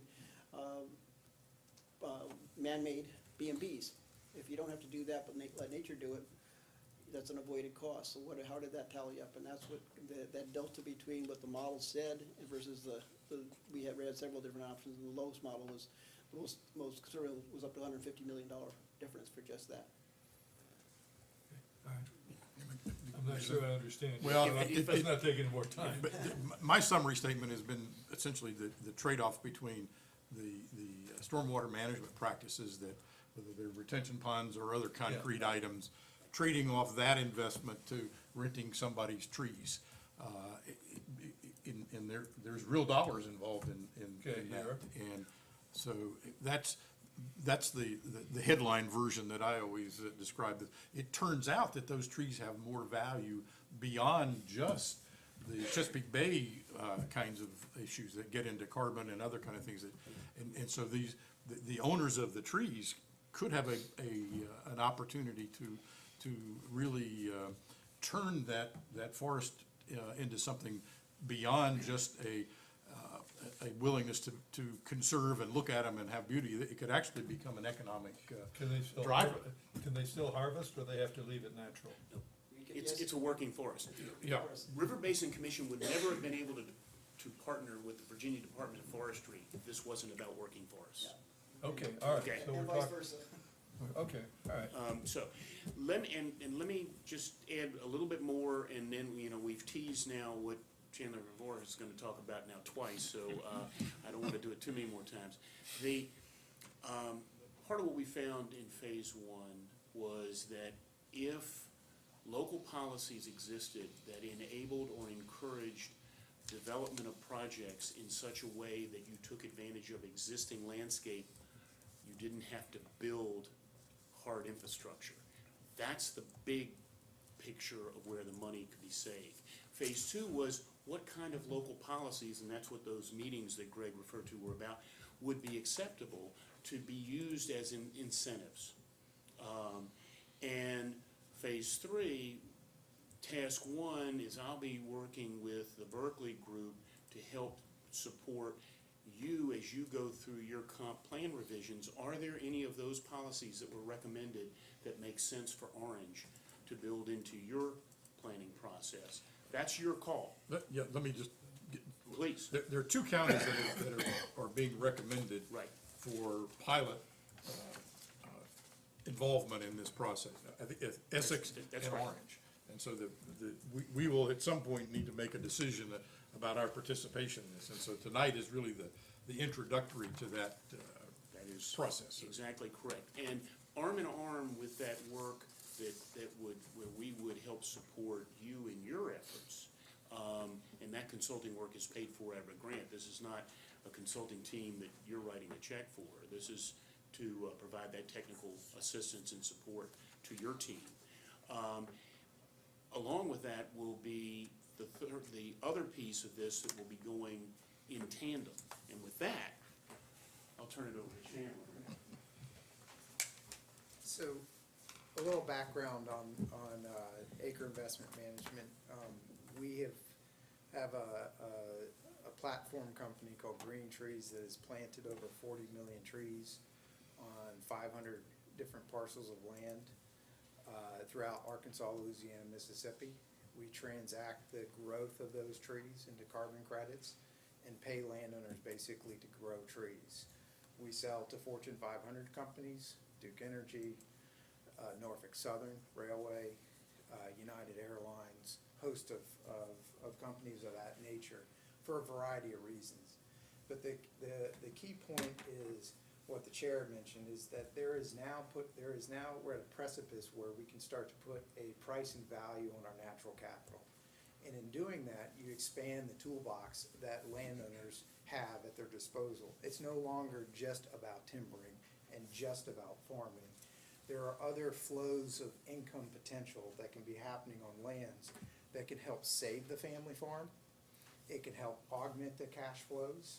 It's not saying that it's gonna be this or that. It's looking at creating an additive structure for landowners. We represent one particular landowner in this county that's gonna be putting an easement on their property, a nutrient bank on their property, a 404 wetland and stream bank on their property. And so with what phase 3 really represents is not necessarily how do you create those lift values, those restoration values, but how do you create those practice changes in agriculture that allows more of those nutrients to stay on that land and instead of leaching into the waterways? Or how do you incentivize that landowner to keep that land in a working forest versus converting it into something else? And so think of this as an expansion of the toolbox. Most landowners don't realize that there's something besides just agriculture and timber. So when you have that first conversation that, hey, you can get paid for the carbon values that are being sequestered in those trees, and big companies like Shell and BP and Disney and Northrop Grumman and a host of others will pay top dollar for that. That becomes a new conversation. And so the opportunity that is before Orange and Essex is really to sit down and figure out what is it gonna take for the landowners to make a decision to lock in the forest values that they have on their land. What is that economic driver? Where is that tension point? And so part of this study that we're doing is to have those discussions with landowners in Orange, and then take a county like Essex that has a very different, makeup to it, and figure out what's that right balance.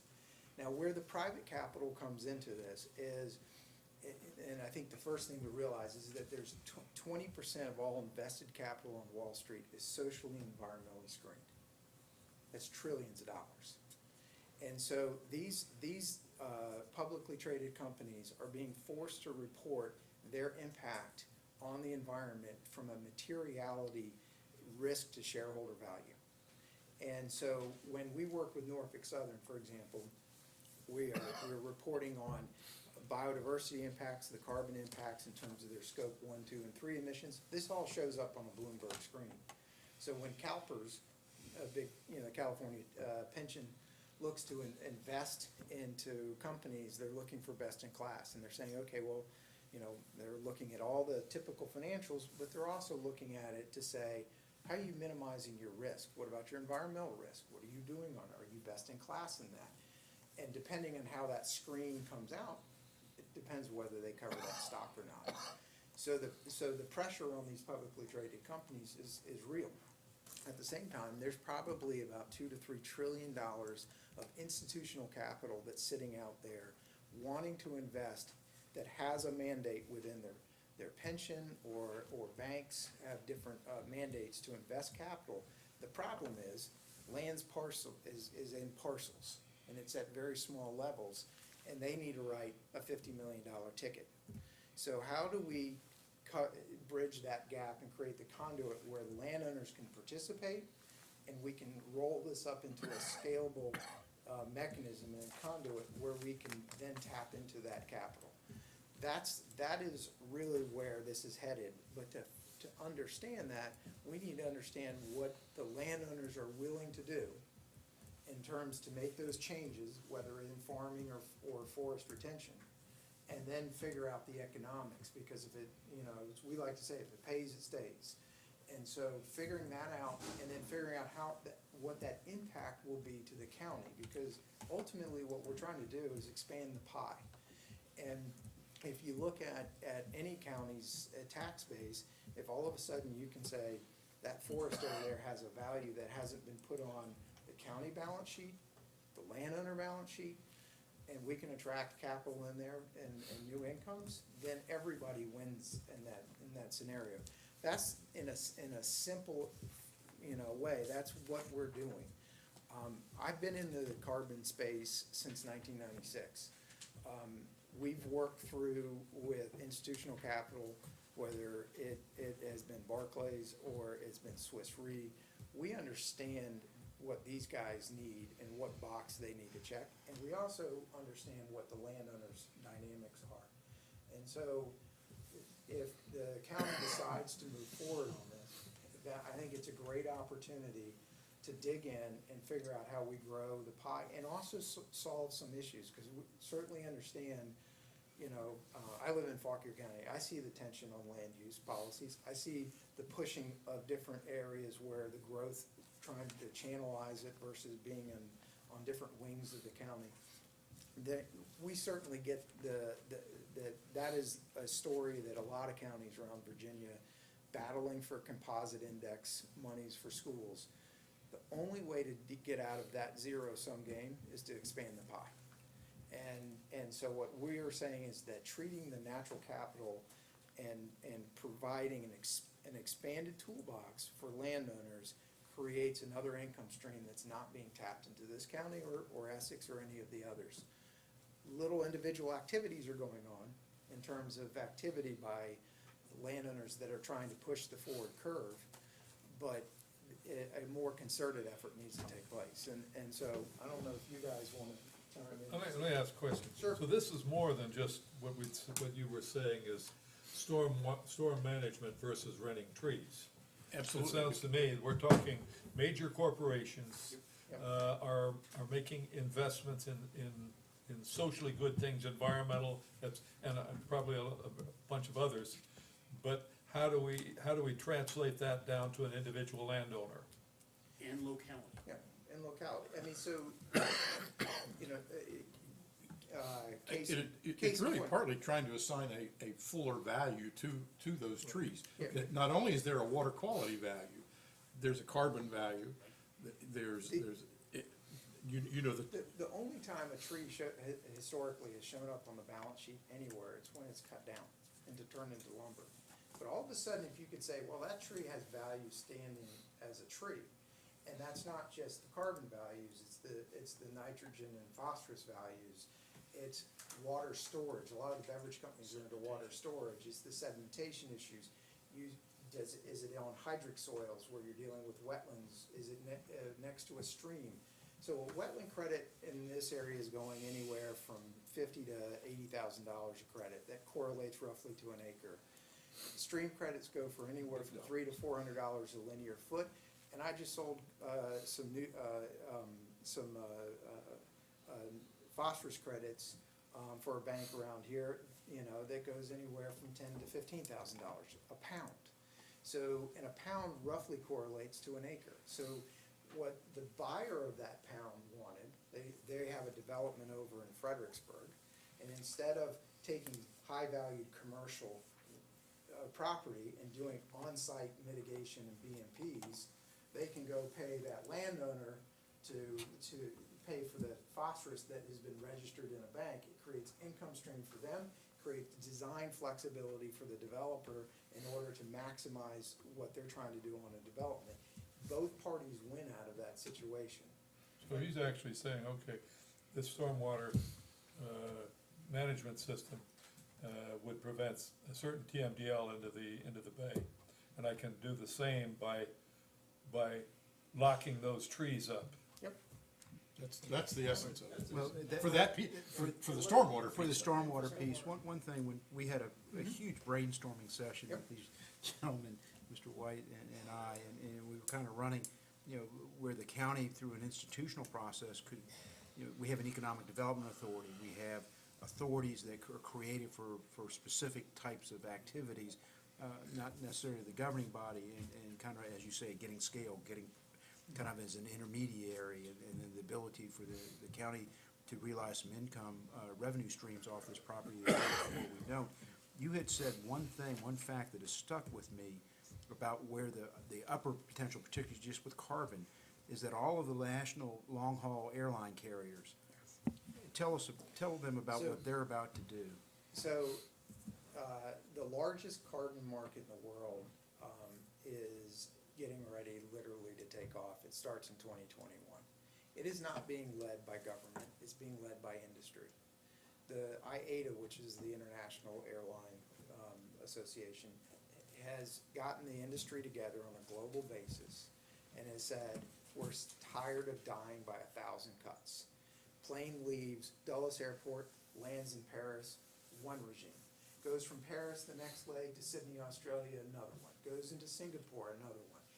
So what they've decided to do is that if the airline industry of the US says we're in, which they have, and the airline industry of Australia says we're in, which they have, then any trip between those two countries counts.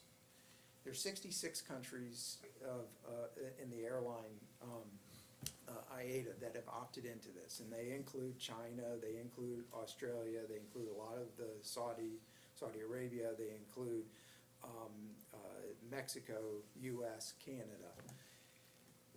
That this market is going to be somewhere, and these are using their numbers, between 7 and 8 billion tons of carbon offsets that they're going to need to source. I'll give you a frame of reference. The entire Kyoto market didn't even do 2 billion. So we're talking something that's infinitely bigger. The California market that's out there right now just did 100 million tons cumulatively over 10 years. They're going to do 140 to 175 million a year in the first couple of years, and then it ratchets up from there. So the ability to then create, to take your land base, so from a forestry standpoint, there's 3 flavors that this comes in: reforestation, improved forest management on an existing forest, or an avoided conversion of a forest that could be converted into another use. And so so a landowner can play in 3 different ways in that. Why forest? And people sit there and say, well, aren't they just skirting, the issue? The reality is 1/3 of all the emissions that have ever been put up in the atmosphere since 1750 has come from land use change, predominantly deforestation. So your biggest bang for your buck is to come in and to deploy nature's technology, which is forestry, do it on scale, and repair riparian areas and river systems where you're getting your water benefits and wildlife benefits. So the airlines are saying, we're dumping so much carbon into the atmosphere, and we're gonna try to become carbon neutral by planting or restoring or maintaining trees. So there's 2 tracks to this. The first track for the airlines is invest what they can into efficiencies and into alternative fuels. Whatever they can't achieve, they've picked a benchmark. Their benchmark is to lower their emissions. What's their motivation for doing this? Their motivation for doing this is the shareholder pressure. It's also the fact that they're dying by 1,000 cuts, so it's a carbon tax in Costa Rica, and it's a carbon trading program in Australia.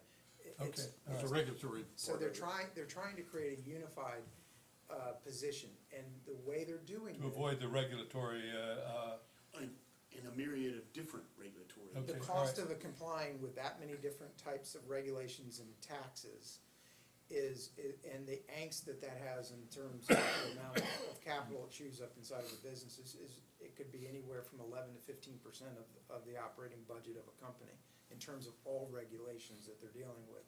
So what they've looked at is not the emissions over the takeoff and the landing countries, but the emissions over international airspace. So what they're trying to do is take that out of the game and out of the political chips that get put on the table when they're flying into Europe, and the European Union wants them to offset the emissions to that trip because they landed in Paris or Germany or wherever. they've already done that through some sort of forestation. Forestry is just one component. Understand. There could be other Efficiencies and other things to reduce. efficiencies and other types of offset projects. Everything will be on the table, but forestry has a leading role to play in that.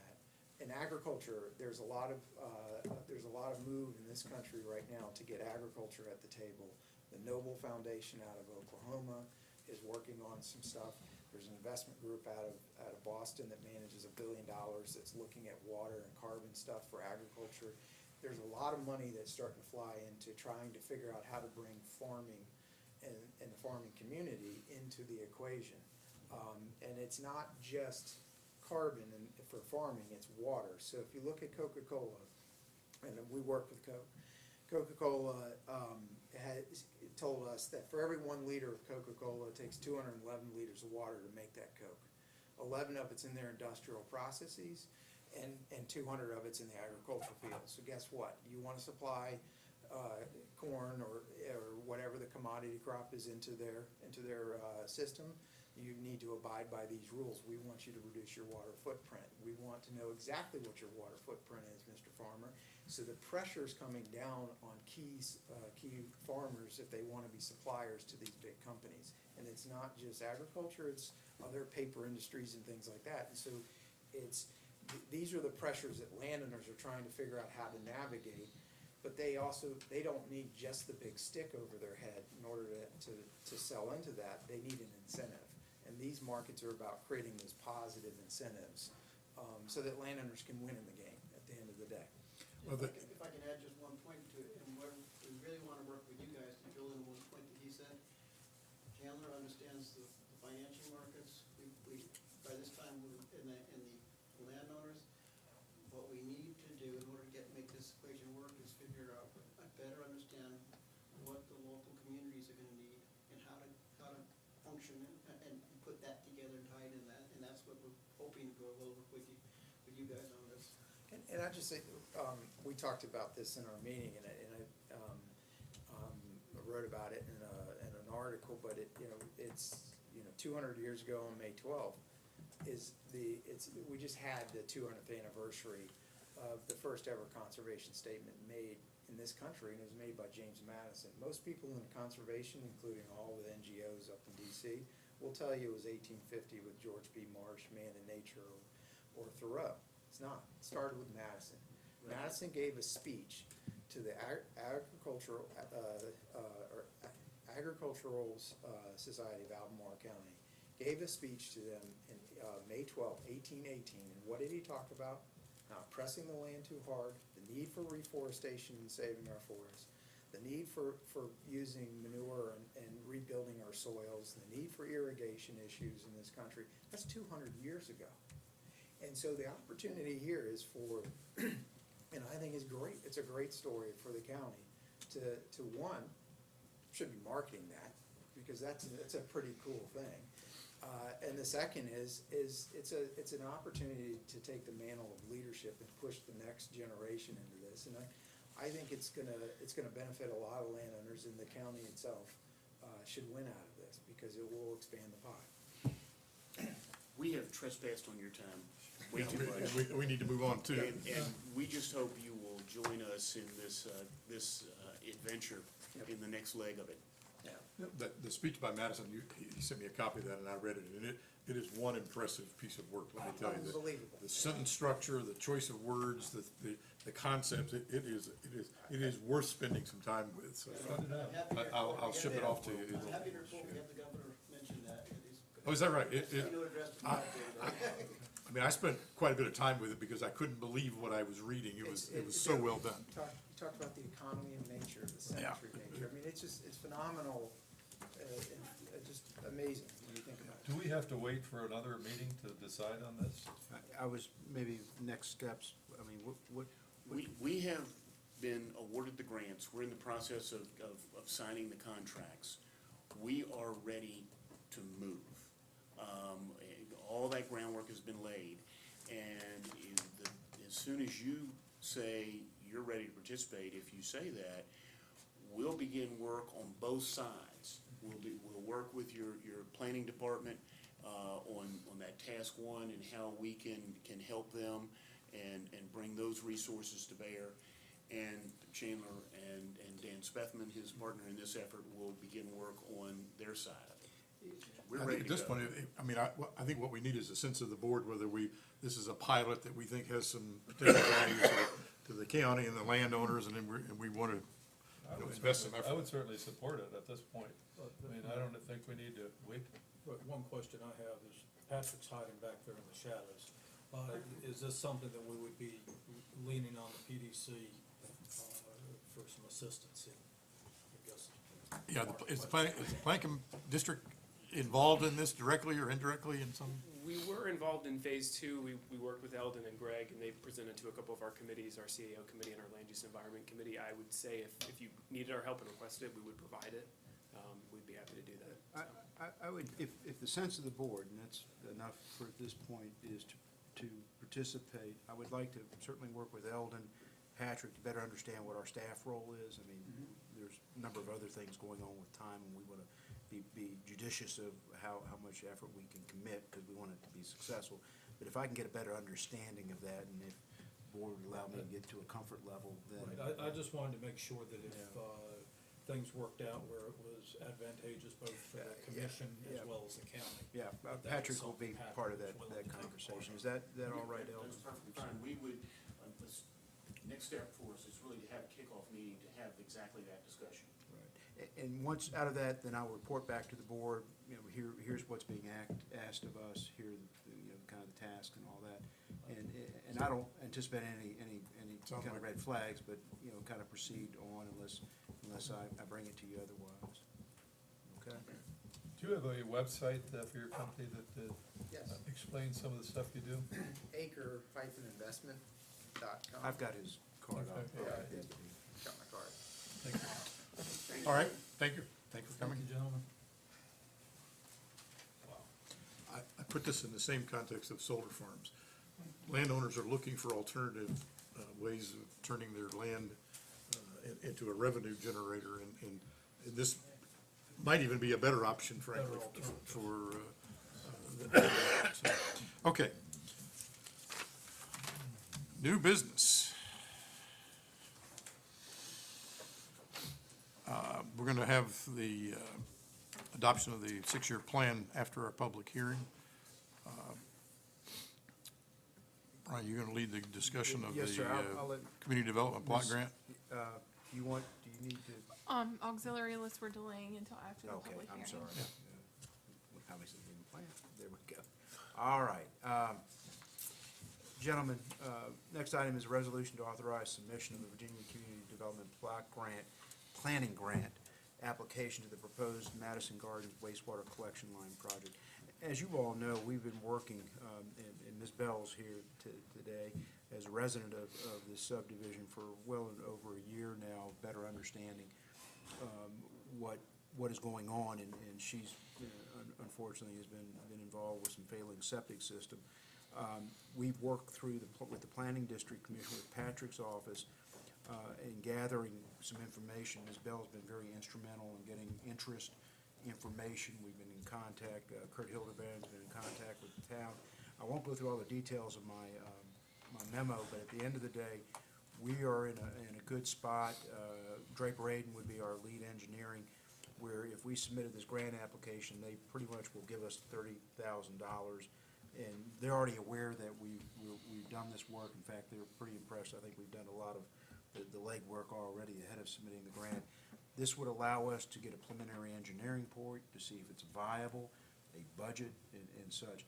And that doesn't commit the board to a course of action. If we're then comfortable with submitting a construction grant, then they would award up to $1 million to do this. We think that the project is well underneath that type of threshold. So at this point, our recommendation is to adopt the resolution allowing us to submit the planning grant, and then allow me to kind of work through all those things as necessary. I was looking at the criteria for the community facilities. 51% of the residents have to low and moderate.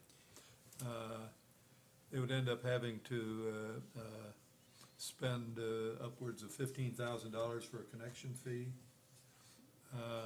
There are, we've already done the income test for the neighborhood. We are Okay. over the 51%. The connection fees are all part of this larger construction grant that we would have to get through. That is obviously a lot of money for any individuals to take on, and so there's potential for us to work through on how to pay that, other than through necessarily the homeowners.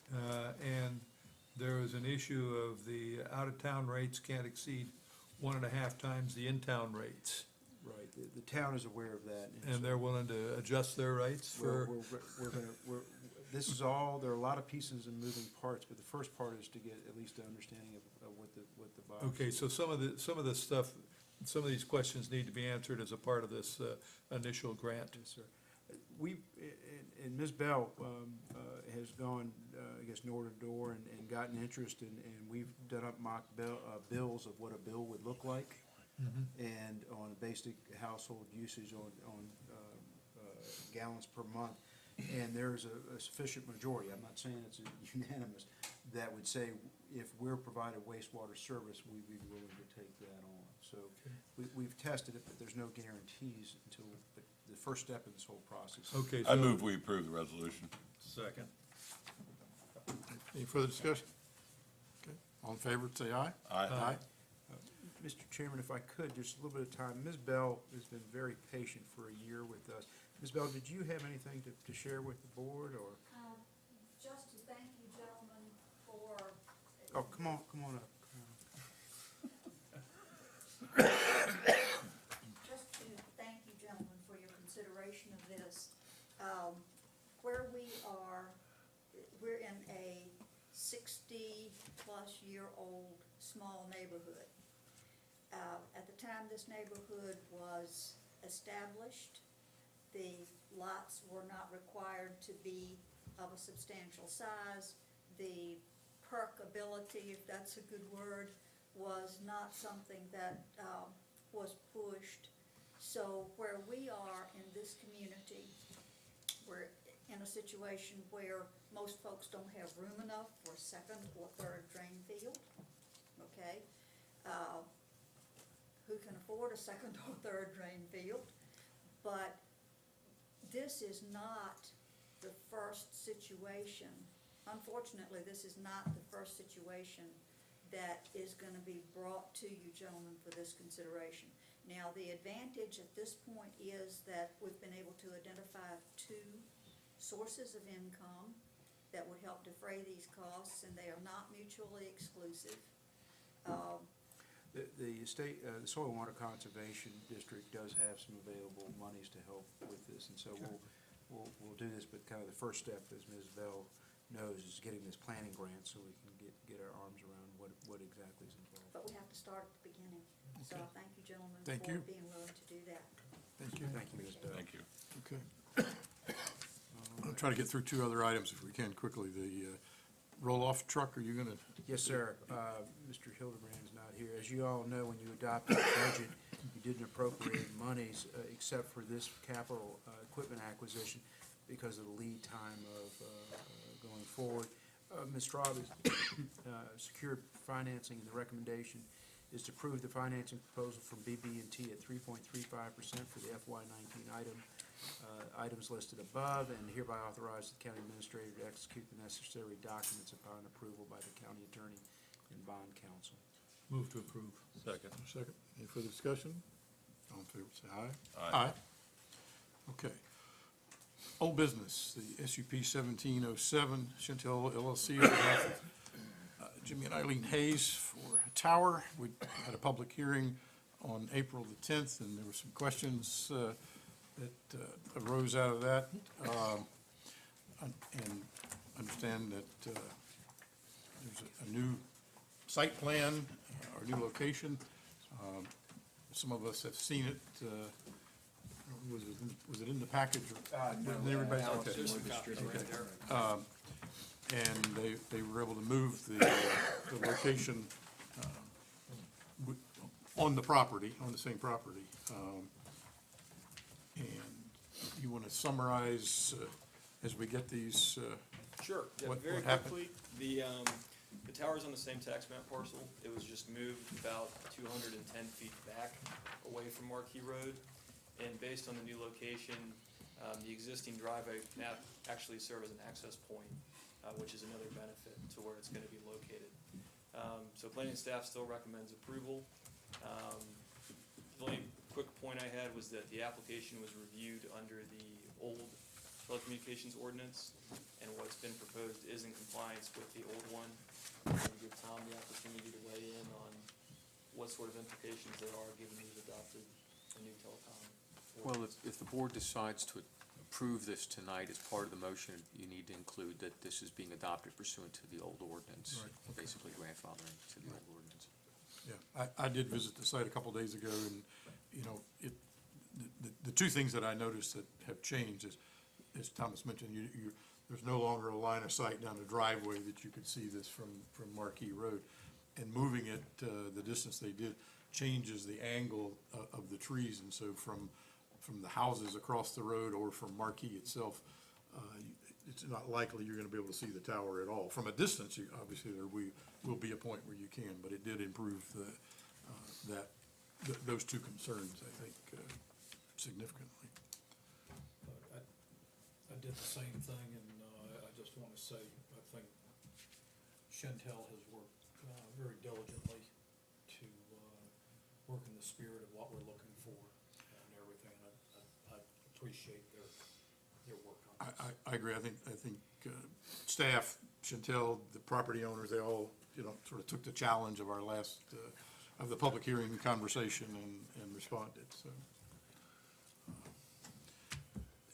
So the motion needs to be, Motion to approve it pursuant to the previous ordinance, under the previous ordinance, whatever language you want to use, but I made that motion.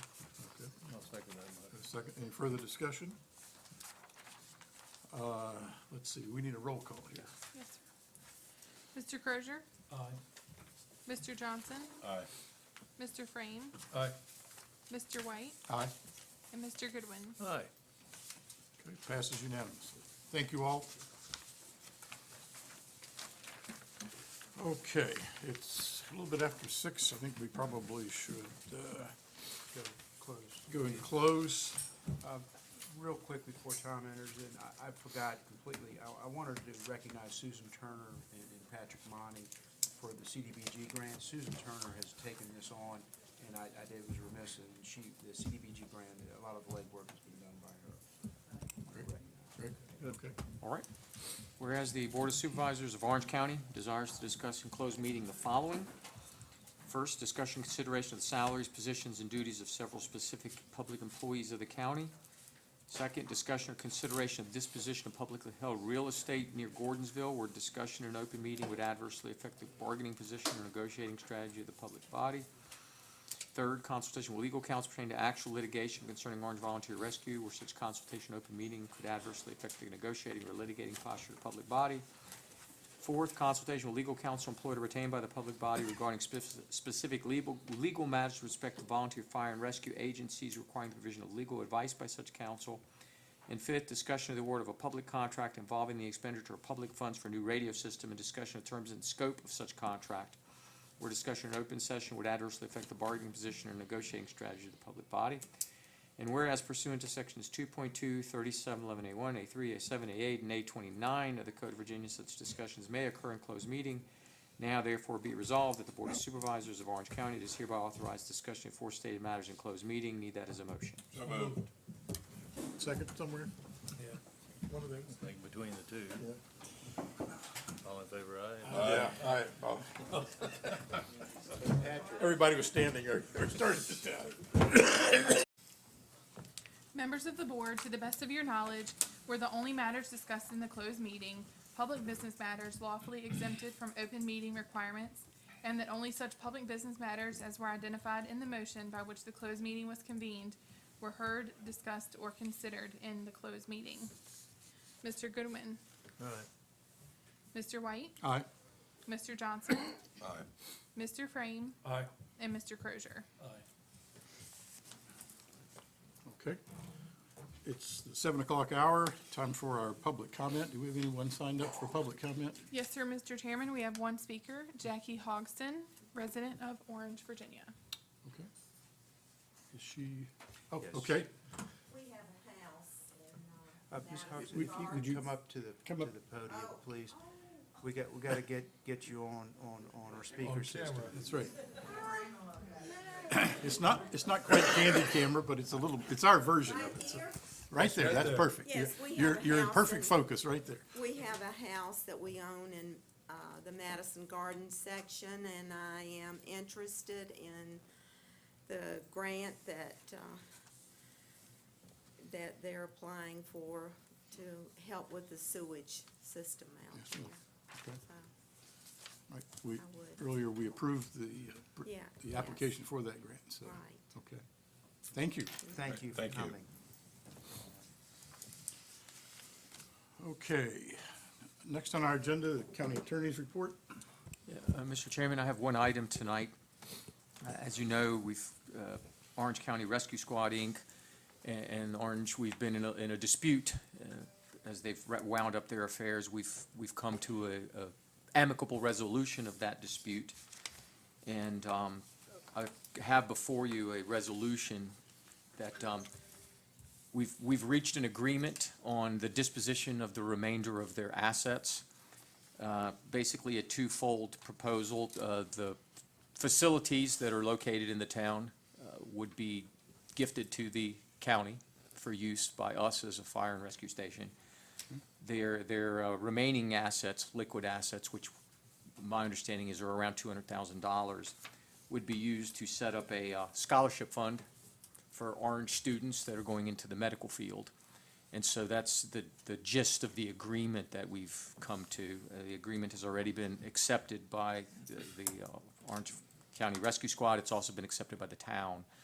So my resolution this evening, proposed resolution, would be and I'll read it, therefore be it resolved on the 22nd day of May 2018, that the Orange County Board of Supervisors hereby authorizes the chairman to execute the settlement agreement after it's been approved by the county attorney, which it already has been, and to execute the deed accepting the transfer of the Orange County Rescue Squad, Inc. facility identified as tax map 044A, et cetera, to the county. And so, because the way state law is written, they can gift the property to us, but we actually have to affirmatively accept it as well. And so the resolution will be twofold: to authorize your signature on the agreement, and then to authorize you to accept the deed on behalf of the county.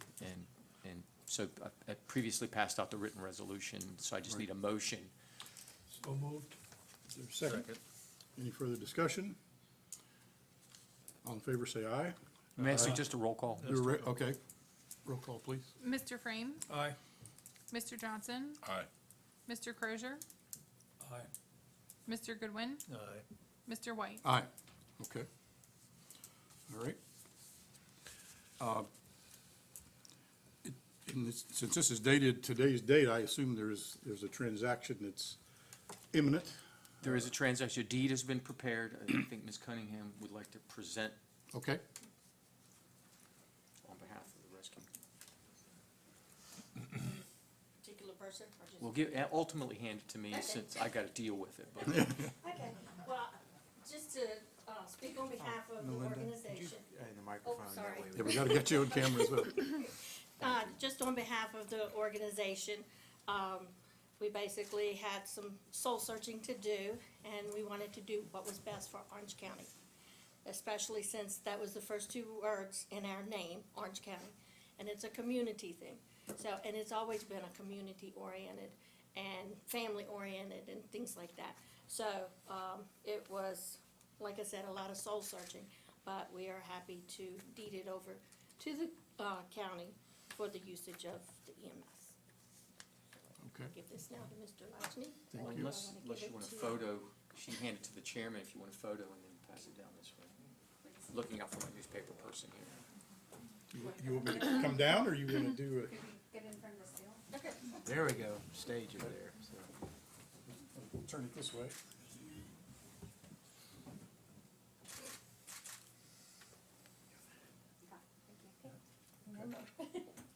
Sorry.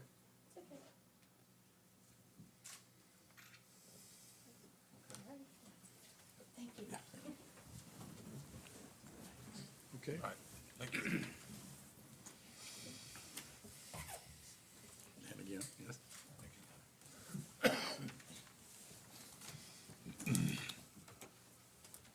I was gonna say, any board comment that you wanna make, Yes, I'd like to. see a lot of faces of people that gave a lot of time, energy, everything else out of their lives, and a lot of people that are not here, that gave many years to what was at one time arguably the best volunteer rescue squad in the state. I am glad that we're going to be able to move forward at this point due to the various reasons that caused for us to end up where we ended up at and take an extra year or two to get here. I apologize for that, because the only thing that I've ever wanted is for the citizens of the towns and the county to be served properly. And I just want to take my hat off to the people that served over the years and gave their lifetimes to a volunteer organization to help their community. Thank you.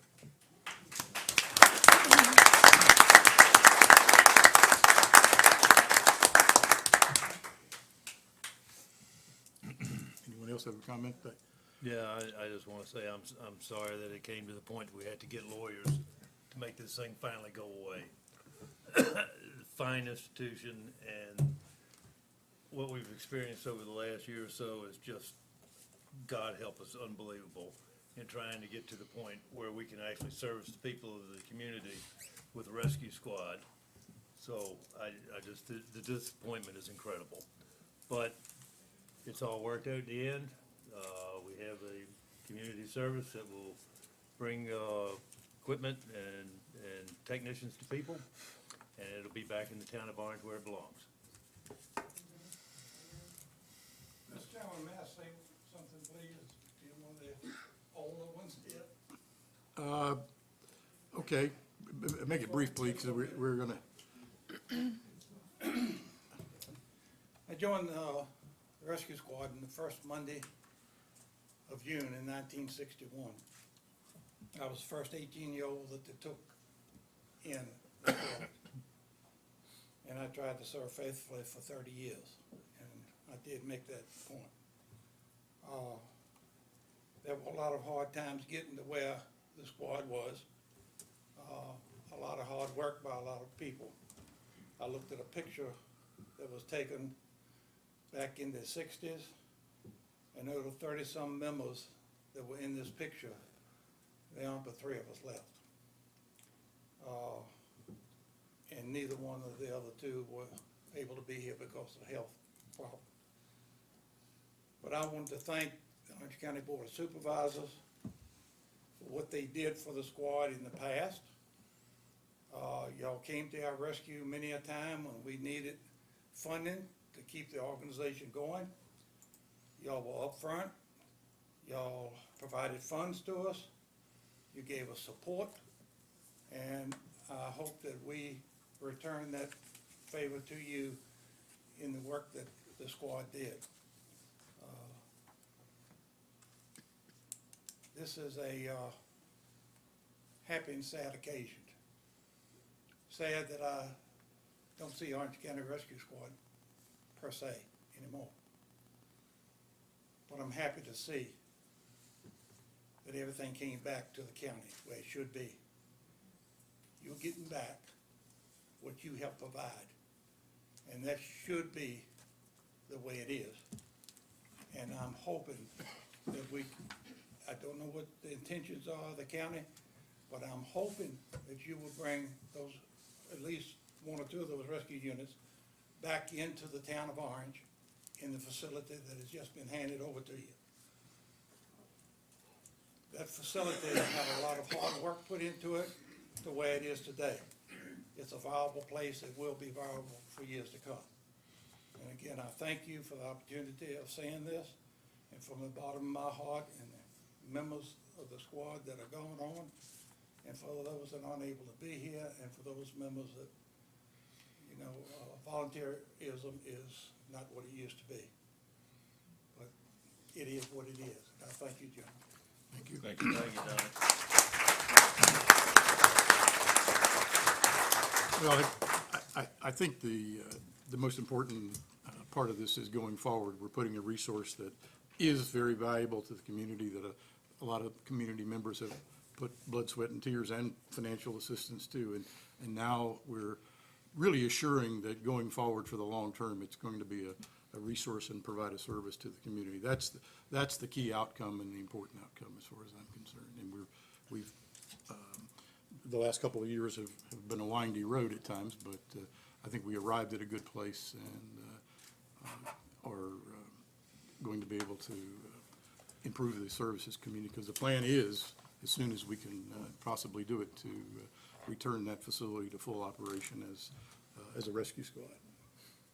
I don't know that we have an exact timetable for that, but I know Sooner rather than later. it is definitely a sooner rather than later kind of a process. So, thank you all. Any other?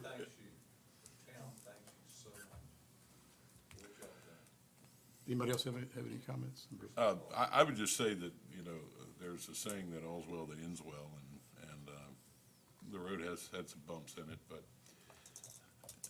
we're back in a good spot now, and I hope we can all just kind of move forward from this. And it seems like anytime you get more than one person in a room, there's a pretty good chance they're going to have a falling out about something. But at this point, let's just put it behind us and move on.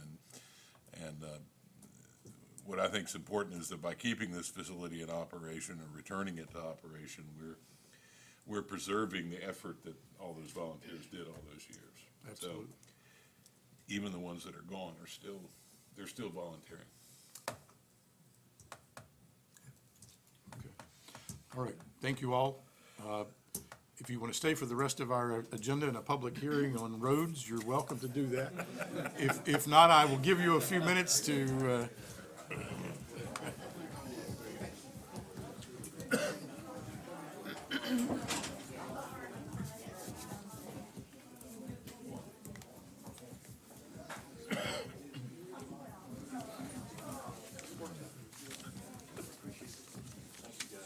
All right, Chuck.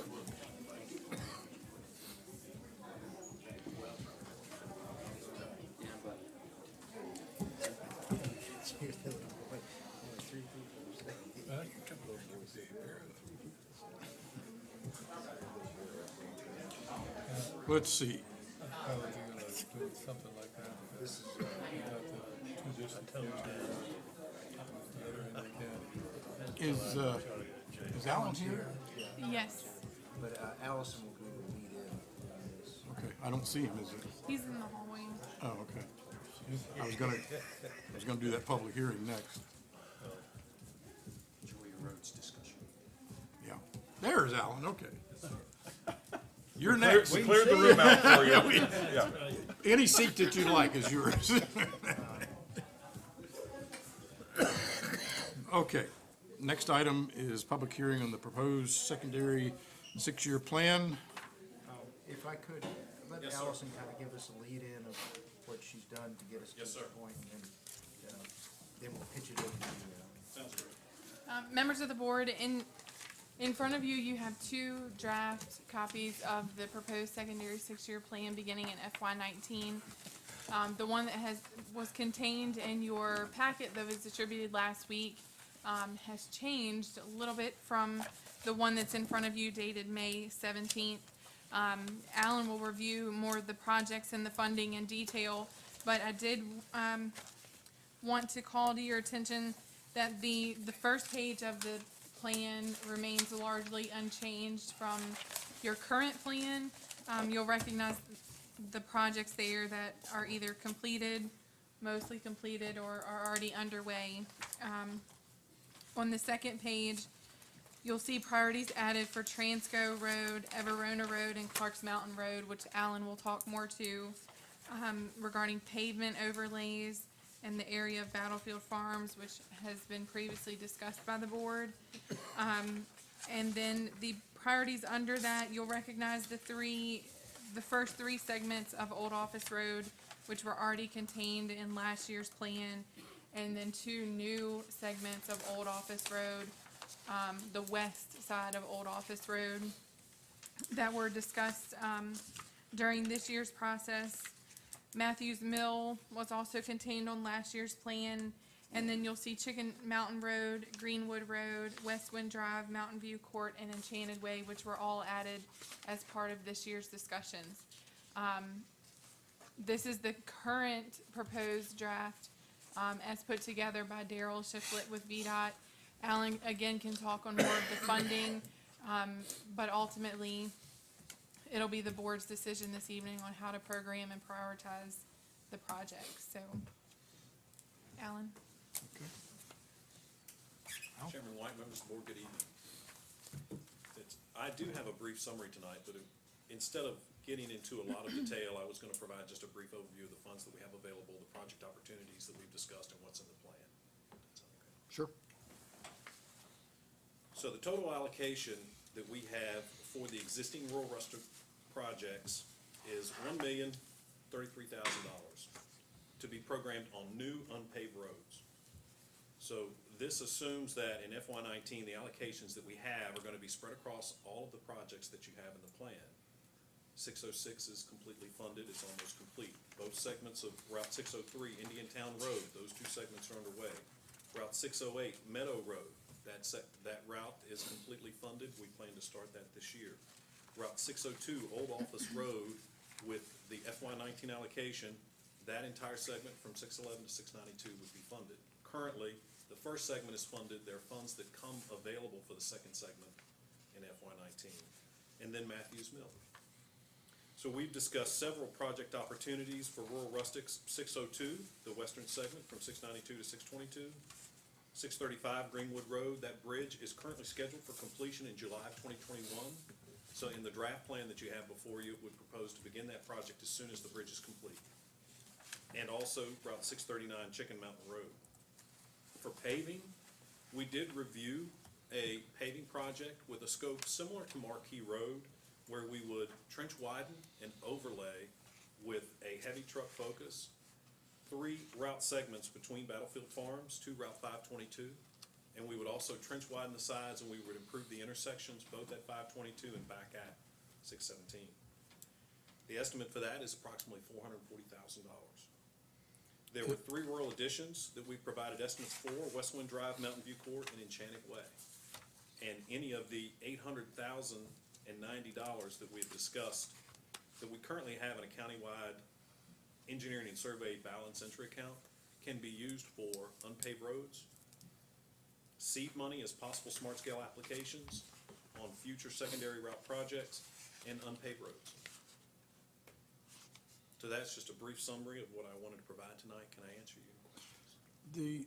The Transco, Everona Road, and Clark's Mountain Road, those 3 segments, are those candidates for the remaining funds from the Marquee project? I know we were wanting to look for an opportunity to use some of those monies. Do they qualify for that? They do not. They do not, okay. They do not. Do we have a candidate project for those funds yet? Currently, the way our programming section has assigned expenditures to the funds that we have, we're utilizing most of those federal aid funds on Marquee. Okay, Any of the additional funds above that is then going to waterfall on to the next project. yeah, along. okay, all right. There are some federal aid funds left, and it's a small amount, and we'll continue to look for a route, whether it's a smart scale project or something else in the secondary system, that we can apply those funds to so that we don't lose them. Okay, and it's my understanding that you have moved the priorities around a little bit to do the Transco and the Everona and Clark's rather than do the scheduled paving of tar and chip, you're going to go in and, as you say, do the more extensive work and to hold up to the traffic. That was the request of Yes, sir. the businesses, particularly in that area, so. The draft plan that's before you actually funds those 3 route segments in FY19. So as of July the 1st, we could process a task order to our current plant mix, hot mix asphalt contract, and add that work to this year's paving. Okay, so even doing the more extensive project would not delay it from a timing standpoint, at least not very much, it sounds like.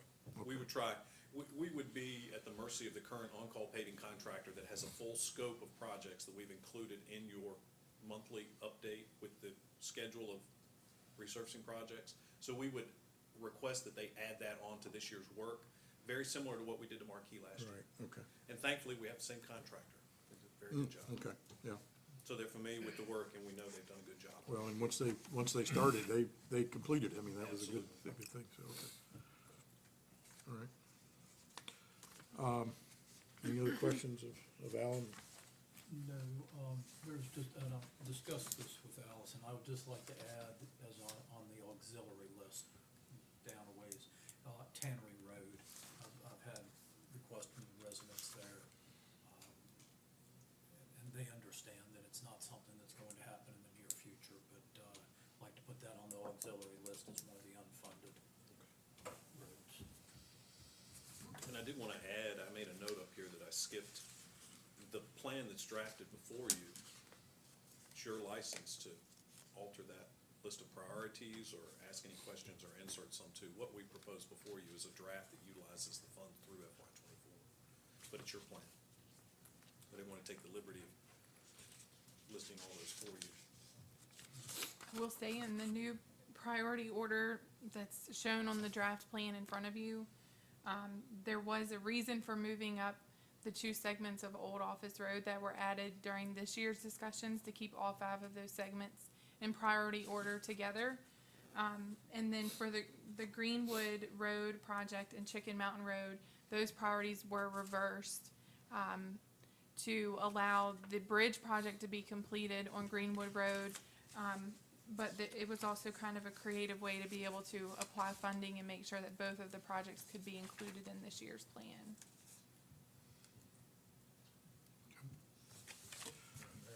Any other questions at this point? If not, I'll open the public hearing. Anything else? Okay. All right.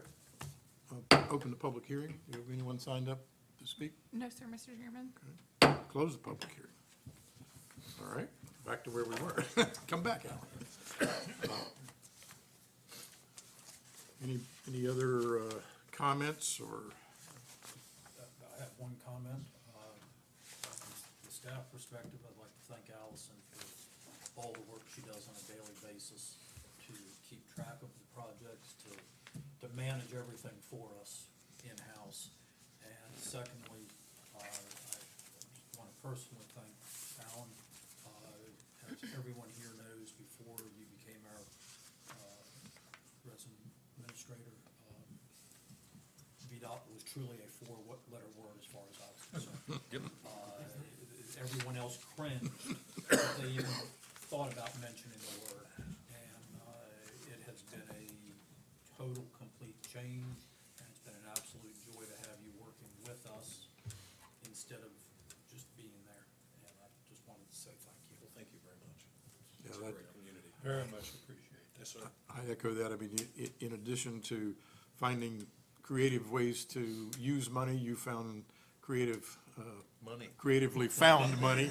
And, but more importantly, I think you've assessed the need, and helped us prioritize those and allocate the money in an efficient way so that we accomplished as much as we could with every dollar. Because the dollars are still insufficient to do all the things that the citizens would like to see done, obviously. But we're making progress. I mean, if you think back over the past couple of years, we've accomplished some big things, some of which have been on the drawing board for as long as I can remember. So, Well, we've got a great team, and from Greg Banks to Andrew Scott to Daryl Shiflett to our area headquarters who are prosecuting, doing this work for us.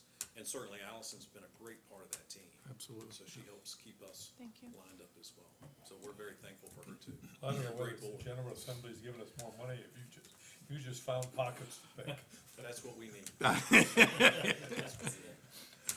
Well, You keep finding that pot of gold at the end of the road. That's right. Keep working on it. I appreciate everything Alan does, and I appreciate what Allison does, because I invariably get wrapped around the axle on this stuff, and I can call Allison, and she straightens me out, so I appreciate that. it's a bigger job than you think. You'd be a good engineer. Yeah. That's what we do. Gentlemen, thank you very much. Thank you. Good evening. Allison, thank you. Let's see, I assume, do we have a resolution in our package? We do. It's contained at the very front of your plan. All of a sudden, Adopt the attached resolution, it says there. yeah, that's what I'm assuming, that there's It's one. right here. Yes. Motion to approve. Is there a second? Second. Okay, any additional discussion? let's do a roll call, please. Mr. White, Aye. Mr. Crozier, Aye. Mr. Frame, Aye. Mr. Goodwin, Aye. and Mr. Johnson. Aye. Okay. Thank you. We have a plan. Yes, sir. Go forth and make good roads. Go forth and pave. And pave, yeah, that's it. There's good weather coming.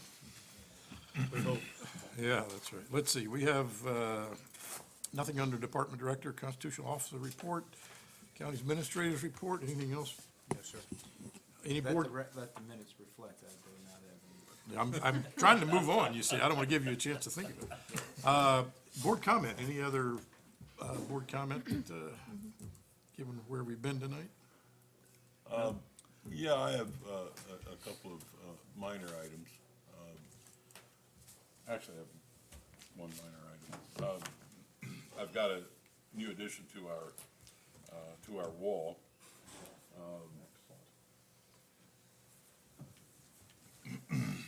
It's Mr. Richard Sanford, who served on the board for 20 years. Some of you, I'm sure, knew him. Yeah, no, Dick well, he's a good guy. He just actually passed away. He was a resident of the, senior living or nursing home, I'm not Right, sure right. which, but passed away a couple of years ago. Yeah, that's how I knew him, it wasn't, Yeah. you know, when he was. But, yeah, he pushes it back. He was the most recent member that I didn't have a picture of, so now we're back into the early 60s,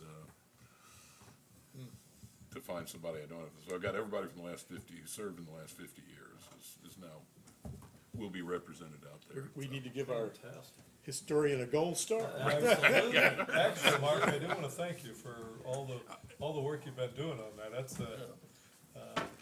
That's got to be a labor of love. Yes, it's fun. It's a lot of fun, and it's always a thrill when you find another picture, so. Yeah. I got that picture out of an old newspaper. It was called The Patriot. Does that ring a bell to you? No, I can't remember that one. It was a small newspaper that was put out in 1975 and 1976. How did you find that? The Orange County Historical Society has Okay. copies of it, yeah. And I knew that I remember the paper, and I knew there was a good picture of Dick Sanford in it, and I didn't know if I'd ever gonna find a copy, and then I found out the Historical Society has copies of it, so I was able to run it down. Any other comment? I have just one, the Industry and Business Appreciation celebration was this past week, and although it was sort of a rainy, nasty day, we had a great spot and great attendance. I see several faces that were there. It was another good event, and to help recognize the importance of our local businesses and the contribution that they make to the community, and they feed the coffers of the county. That's another. There were two other picnics in the last month. Yes. The county fair had a very nice picnic. Yeah, I missed that when I was away. And, as well as did Dogwood Village. Right. They had a nice picnic for their residents. And the county fair, if anyone's not been out at the fairgrounds lately, moving right along and, doing a nice job out there. Yeah, I should say, there's a lot of blood, sweat, and tears and effort that's gone into that, and your leadership has really made a difference, no question about it. And it's just sort of interesting throughout the county, see how many volunteer groups in the past and current are still making the county a good place to live. I'll put one more plug in for county fair. If anyone has a desire to volunteer to assist with events, or I believe, what is it, flower planting? We have all kinds of things. With all the events we do, we can always use people to help, park, admission, lots of different things going on. And we're always trying to improve the property and doing constant development. Just as now, we're adding some more things just so we can try to attract more people and bring people from this community and other communities. Orange is a great place to be, so we want to do everything we can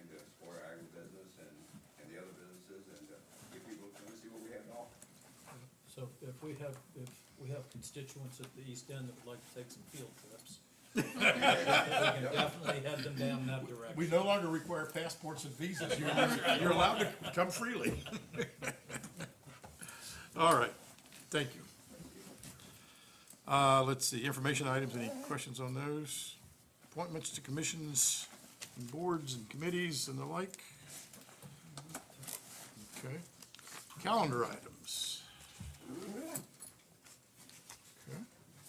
All right, I need one more motion. So moved. Anybody